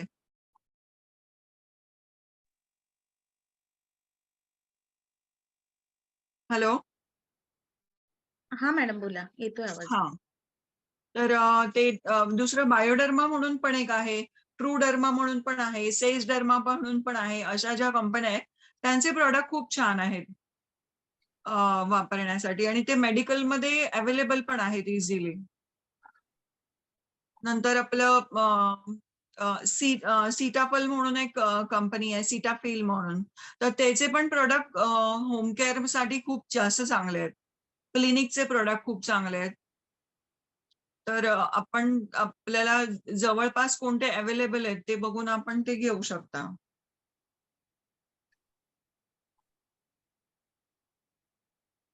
ओके, पुढचा प्रश्न काही चार्ट मध्ये पण प्रश्न विचारले गेले आहेत. तर मला वाटतं ते पण आपण घेऊया. सुनीता साळवे यांनी विचारलंय की मॅडम व्हाईट हेअर झाले आहेत त्यासाठी कोणता शॅम्पू यूज करू शकतो? व्हाईट हेअर साठी स्पेसिफिक असा काही शॅम्पू नाहीये की त्याच्याने आपले हेअर म्हणजे व्हाईट होणार नाहीत किंवा व्हाईट झालेत तर ते कव्हर करता येतील असं स्पेसिफिक शॅम्पू अजूनपर्यंत मार्केटमध्ये नाहीच आहे. त्यासाठी कलर हाच एक ऑप्शन आहे आणि कलर साठी कलर प्रोटेक्शन शॅम्पू तर भरपूर आहे. व्हिटॅमिनो आहे. अजून दुसऱ्या कंपन्यांचे पण बरेचसे शॅम्पू मार्केटमध्ये कलर प्रोटेक्शन शॅम्पू अवेलेबल आहेत. तसंच अजून एक प्रश्न आहे की स्किनवर पिंपल येत आहेत त्यासाठी कोणता फेस वॉश यूज करू शकता? मला वाटतं हा उत्तर दिलंय तुम्ही. नाही, स्किनवरती जर पिंपल्स येत असतील तर त्याच्यामध्ये सीबम म्हणून एक फेस वॉश येतो. तो खूप छान आहे. बायोडर्मामध्ये तो येतो आणि फेस वॉश जरी तुम्ही आता तुम्हाला जर म्हणजे हिमालयाचा पण एक ऑइली स्किनसाठी पिंपल स्किनसाठी येतो. तो पण वापरला तरी हरकत नाही. पण तो ज्यावेळेला आपले पिंपल्स ज्यावेळेला कमी व्हायला लागतात किंवा पूर्णपणे गेले तर त्यावेळेला त्याचा वापर मात्र थांबवून टाकायचा असतो. कारण ते एक्सेस ड्रायनेस देत असतात स्किनला. बॅक्टेरियल इन्फेक्शन पूर्ण हे होण्यासाठी म्हणजे सबसाईड होण्यासाठी इन्फेक्शन किंवा निघून जाण्यासाठी मार्क्स आणि बॅक्टेरियल इन्फेक्शन. तर तेच आपण कंटिन्युअस वापरत राहिलो तर स्किनला ड्रायनेस खूप जास्त येतो. तर प्रॉब्लेम संपल्यानंतर मग ते असे फेस वॉश वापरायचे पण बंद करायचे आणि परत नॉर्मलला यायचे. आणि फेस वॉश बरोबर नुसते फेस वॉशने ॲक्ने कंट्रोलमध्ये येणार नाही. तर तुम्हाला ॲक्नेसाठी नाईट सिरम पण वापरावं लागेल. ॲझिलिक म्हणून नाईट सिरम येतं डर्मॅटिकाचं किंवा कुठलं पण सॅलिसिलिक ऍसिड कंटेन असेल किंवा रेटिनॉल कंटेन असेल असं तुम्ही एखादं नाईट सिरम वापरलं तर ते जास्त इफेक्टिव्ह होईल स्किनसाठी. फक्त फेस वॉशने ॲक्ने ट्रीट नाही होणार. पुढचा प्रश्न हा. हो मॅम. पुढचा प्रश्न सुषमा बागडे यांनी विचारला आहे. त्यांनी लिहिलंय की माझे युट्रस काढलं आहे. डॉक्टरना प्रश्न आहे 4 महिने झाले तर एज 45 आहे तर काय काळजी घ्यावी? उनका हिस्टेक्टमी किया होगा मेरे ख्याल से, तो उसके लिए हाँ मतलब बेसिकली विटामिन ऑस्टियोपोरोसिस भी चांसेस होता है, मतलब कैल्शियम कम हो जाता है। तो यूट्रस निकालते हैं तो ओवरीज है या ओवरीज नहीं है वो भी देखना होगा। ओवरीज होगी तो हार्मोन्स भी रिलीज होंगे तो प्रॉब्लम नहीं आता, नहीं तो कैल्शियम डेफिशिएंसी हो जाती है। आप ये यूट्रस निकालने के बाद कैल्शियम डेफिशिएंसी होती है और मेनोपॉज वाले सिम्टम्स भी आते हैं।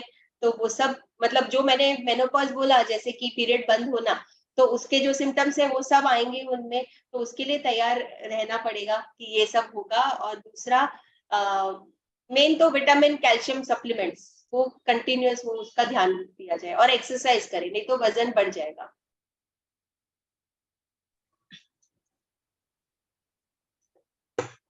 सही कहा मैम ने. अभी कोण प्रश्न विचारते? स्मिता नेवसे मॅडम विचारा प्रश्न. हो, कीर्ती मॅडम साठी प्रश्न आहे की सनस्क्रीन ड्राय स्किन साठी कुठलं सनस्क्रीन वापरावं किंवा एखादा ब्रँड किंवा सनस्क्रीन कधी वापरणं म्हणजे कसं आपण उन्हाळा आला की मगच वापरतो. पण तुमच्या बोलण्यातून कळालं की अरे हे वापरायला हवंय, म्हणून म्हटलं की ड्राय स्किन साठी कुठलं वापरायला हवं? सनस्क्रीन आपल्याला 12ही महिने सनस्क्रीन वापरायचं आहे खरं तर. आणि सनस्क्रीन दिवसातनं 2दा तरी ऍप्लिकेशन केलं पाहिजे. 2 किंवा 3दा. जर तुम्ही फील्ड वर्क करत असाल किंवा बाहेरचं काम तुमचं जास्त आहे तर ऍटलिस्ट 3दा तरी झालं पाहिजे. घरात आहात तर 2दा. त्याचं रिझन असं आहे की एकदा तुम्ही सनस्क्रीनचं ऍप्लिकेशन केलं तर त्याचा इफेक्ट फक्त 4 ते 5 तास राहतो. त्याच्यानंतर सनस्क्रीनचा इफेक्ट पूर्णपणे निघून जातो. म्हणून सनस्क्रीन आपल्याला रिपीट ऍप्लिकेशन करा. तुम्ही सकाळी लावल्यानंतर तुम्ही म्हणाल की मी सकाळी सनस्क्रीन लावलेलं तर त्याचा संध्याकाळपर्यंत रिझल्ट राहील, इफेक्ट राहील, तर तो नाही राहत. कारण एकदा लावल्यानंतर ते 4 ते 5च तास राहतं. आणि सनस्क्रीन मध्ये ना नंबर्स मेन्शन केलेले असतात ऍक्च्युली. जर तुम्ही घरात आहात तर तुम्ही 30 वगैरे वापरू शकता किंवा ऑइली स्किनला 30 चालतं. पण ड्राय मॅच्युअर स्किनसाठी 50+ जे सनस्क्रीन असतात 50 वगैरे ते चालतात. आणि त्याच्यावरती स्पेसिफिक लिहिलेलं असतं सनस्क्रीनवर की हे ड्राय स्किनसाठी आहे किंवा हे ऑइली स्किनसाठी आहे, ॲक्ने स्किनसाठी आहे. तर ते त्याच्यावर मेन्शन केलेलं असतं आणि जे मेन्शन जिथे केलेलं आहे तुम्ही असेच प्रोडक्ट वापरा. ज्याच्यावरती लिहिलेलं नाहीये किंवा ऑल स्किन टाईप लिहिलेलं आहे, मग असेच प्रोडक्ट तुम्ही ऑइली किंवा ॲक्ने स्किनसाठी शक्यतो टाळायला पाहिजे. म्हणजे जिथे आपल्याला ज्या प्रोडक्टची माहिती मिळत नाहीये, ते प्रोडक्ट आपण शक्यतो प्रॉब्लेमॅटिक स्किनसाठी वापरू नये.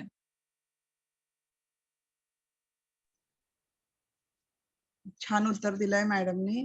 पुढचा प्रश्न साधना मॅडमने विचारलेला आहे की वाव ब्रँडचे अनियन ऑइल किती युजफुल आहे केसांसाठी? आता मला खरं तर वाहू ब्रँड बद्दल फारशी माहिती नाहीये, पण त्याच्यामध्ये ऍक्च्युली ओनियन ऑइल म्हणून आता मार्केटमध्ये खूप सारे अवेलेबल आहेत. पण त्याच्यामध्ये कंटेन्स किती दिलेले असतात, पर्सेंटेज किती वापरलेलं आहे, हे आपल्याला माहिती नाही. त्याच्यावर मेन्शन असेल असे कुठले पण प्रोडक्ट तुम्ही वाचून मगच ते ठरवले तर जास्त बरं होईल. हो, मला वाटतं साधना मॅडमना उत्तर मिळालं असेल. तर मला वाटतं स्वतः कल्पना मॅडमनाही काही प्रश्न विचारायचा आहे. विचारा. मला हा प्रश्न विचारायचा कीर्तिताई, की तुम्ही जो कोर्सेस सांगितले होते ना, ते पर्मनंटचे मेकअपचे, त्याच्यासाठी सायन्स बॅकग्राऊंड असणं कंपल्सरी आहे का? म्हणजे जर नाही. तुम्ही कुठल्याही स्ट्रीमचे ग्रॅज्युएट असाल, तर तुम्ही हा कोर्स करू शकता? येस करू शकता. ओके. आणि ते ज्या इन्स्टिट्यूट आहेत म्हणजे ज्या तुम्हाला माहिती असतील, तर त्याची हो. जर माहिती तुम्ही आमच्या महिलांना ग्रुपवर जर शेअर केली ना, की ज्या इन्स्टिट्यूट विथ त्यांचे जे फीस शेड्यूल आहेत, तर मला वाटतं नक्कीच आम्हाला फायदा होईल त्या गोष्टींचा. तुम्ही जर करू शकाल तर शेअर फार बरं होईल. हो, एक म्हणजे दिल्लीच्या आहेत डॉक्टर शिखा बागी म्हणून. त्यांचं एक एस्थेटिक क्लिनिक टाइमलेस म्हणून आहे नाव. ते एक खूप छान आहे PMU शिकायला. दुसरं 17 प्राम म्हणून एक आहे. ते मुंबईत अंधेरी बँड्रा त्या साईडलाच आहे. ते पण एक आहे. नंतर एक तिशा म्हणून ठाण्याला मानपाडाला आहे. ते पण एक आहे. पण डॉक्टर शिखा बागीचं खूप जास्त म्हणजे त्यांच्याकडे जे सायंटिफिक नॉलेज त्या शेअर करतात, इतकं डिटेलमध्ये असतं. कोर्स थोडा त्यांचा कॉस्टली जातो. म्हणजे एक साधारण 40,000 ते 50,000चा कोर्स आहे तो त्यांचा. पण त्याच्यामध्ये खूपच जास्त छान त्यांनी नॉलेज दिलेलं आहे. पण अजूनही खूप सारे कोर्सेस आहेत. तुम्ही जर Instagramवर किंवा Google सर्च केलं, की PMU मेकअप किंवा परमनंट मेकअप किंवा सेमी परमनंट मेकअप, तर तुम्हाला बरीच लिस्ट येते. पण ज्या गव्हर्नमेंट रेकग्नाइज्ड ज्यांचे सर्टिफिकेशन आहेत, अशा ठिकाणी शिकलं तर जास्त चांगलं होईल. म्हणजे आपल्याला फायदा जास्त होतो त्याचा. धन्यवाद ताई. थँक मला वाटतं प्रश्न सगळ्यांचे झालेले आहेत आणि खूपच छान उत्तर दिलंय. असं सेशन वाटतं की संपूच नये, पण कुठेतरी थांबावं लागतंच वेळेकडे पाहून. तर मला वाटतं पुढची सूत्र मी तुम्हा दोघींना धन्यवाद देऊन अंजली मॅडम यांच्याकडे सुपूर्द करते.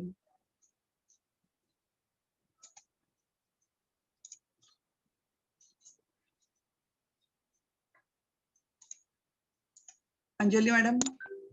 हो. आभाराचे भार कशाला, उपकाराचे हार कशाला, एकमेकांच्या हृदयात राहू, या हृदयाला दार कशाला. नमस्कार सख्यांनो. स्वयंसिद्धा फाउंडेशनच्या व्यासपीठावरून मी अंजली नवलकर या एक स्वयंसिद्धा म्हणून या नात्याने आभार प्रदर्शन करत आहे. सर्वप्रथम मी आपल्या मान्यवरांचे मनपूर्वक आभार मानते. कीर्ती मॅडम, आपण इतकी सुंदर माहिती सांगितलीत आणि महिलांच्या मनामध्ये असलेले अनेक प्रश्न सुद्धा आपण खूप छान प्रकारे सांगितलेत. उदाहरणार्थ केसांबद्दल असेल किंवा आपल्या स्किन बद्दल असेल. त्याचप्रमाणे डॉक्टर मीना, आपण सुद्धा होमिओपॅथी ही उपयुक्त पॅथी असून त्यामध्ये सुद्धा महिलांचे कितीतरी आजार म्हणा किंवा जे काय त्यांना प्रॉब्लेम असतात त्याच्यावरती उपाय आहे, हे आपण सांगितलं. त्याबद्दल आपले मनपूर्वक आभार. महिलांच्या सक्षमीकरणासाठी महिलांच्या सक्षमीकरणासाठी आपले मोलाचे योगदान देणाऱ्या आमचे पदाधिकारी आणि आजचा हा कार्यक्रम घडवून आणण्यासाठी आमच्या पदाधिकाऱ्यांनी जे काही सहाय्य केले किंवा जे काही कार्यक्रमाचे आयोजन केले त्याबद्दल सर्व पदाधिकाऱ्यांचे मी मनपूर्वक आभार मानते. आजच्या कार्यक्रमासाठी सर्वात महत्वाचं म्हणजे ज्या महिलांनी ज्या सख्यांनी सहभाग घेतलेला आहे त्या सर्व सख्यांचे मी आभार मानते. आभार मानत असताना कोणाचे नाव घ्यायचं राहिले असेल, उल्लेख करायचा राहिला असेल तर क्षमा मागते. आजचा आपला कार्यक्रम होण्यासाठी प्रत्यक्षपणे आणि किंवा अप्रत्यक्षपणे ज्यांनी ज्यांनी सहकार्य केले, ज्यांनी ज्यांनी आपल्याला मदत केली आहे त्या सर्वांचे मी आभार मानते आणि आजचा हा कार्यक्रम संपन्न झाला असे जाहीर करते. धन्यवाद. थँक्यू.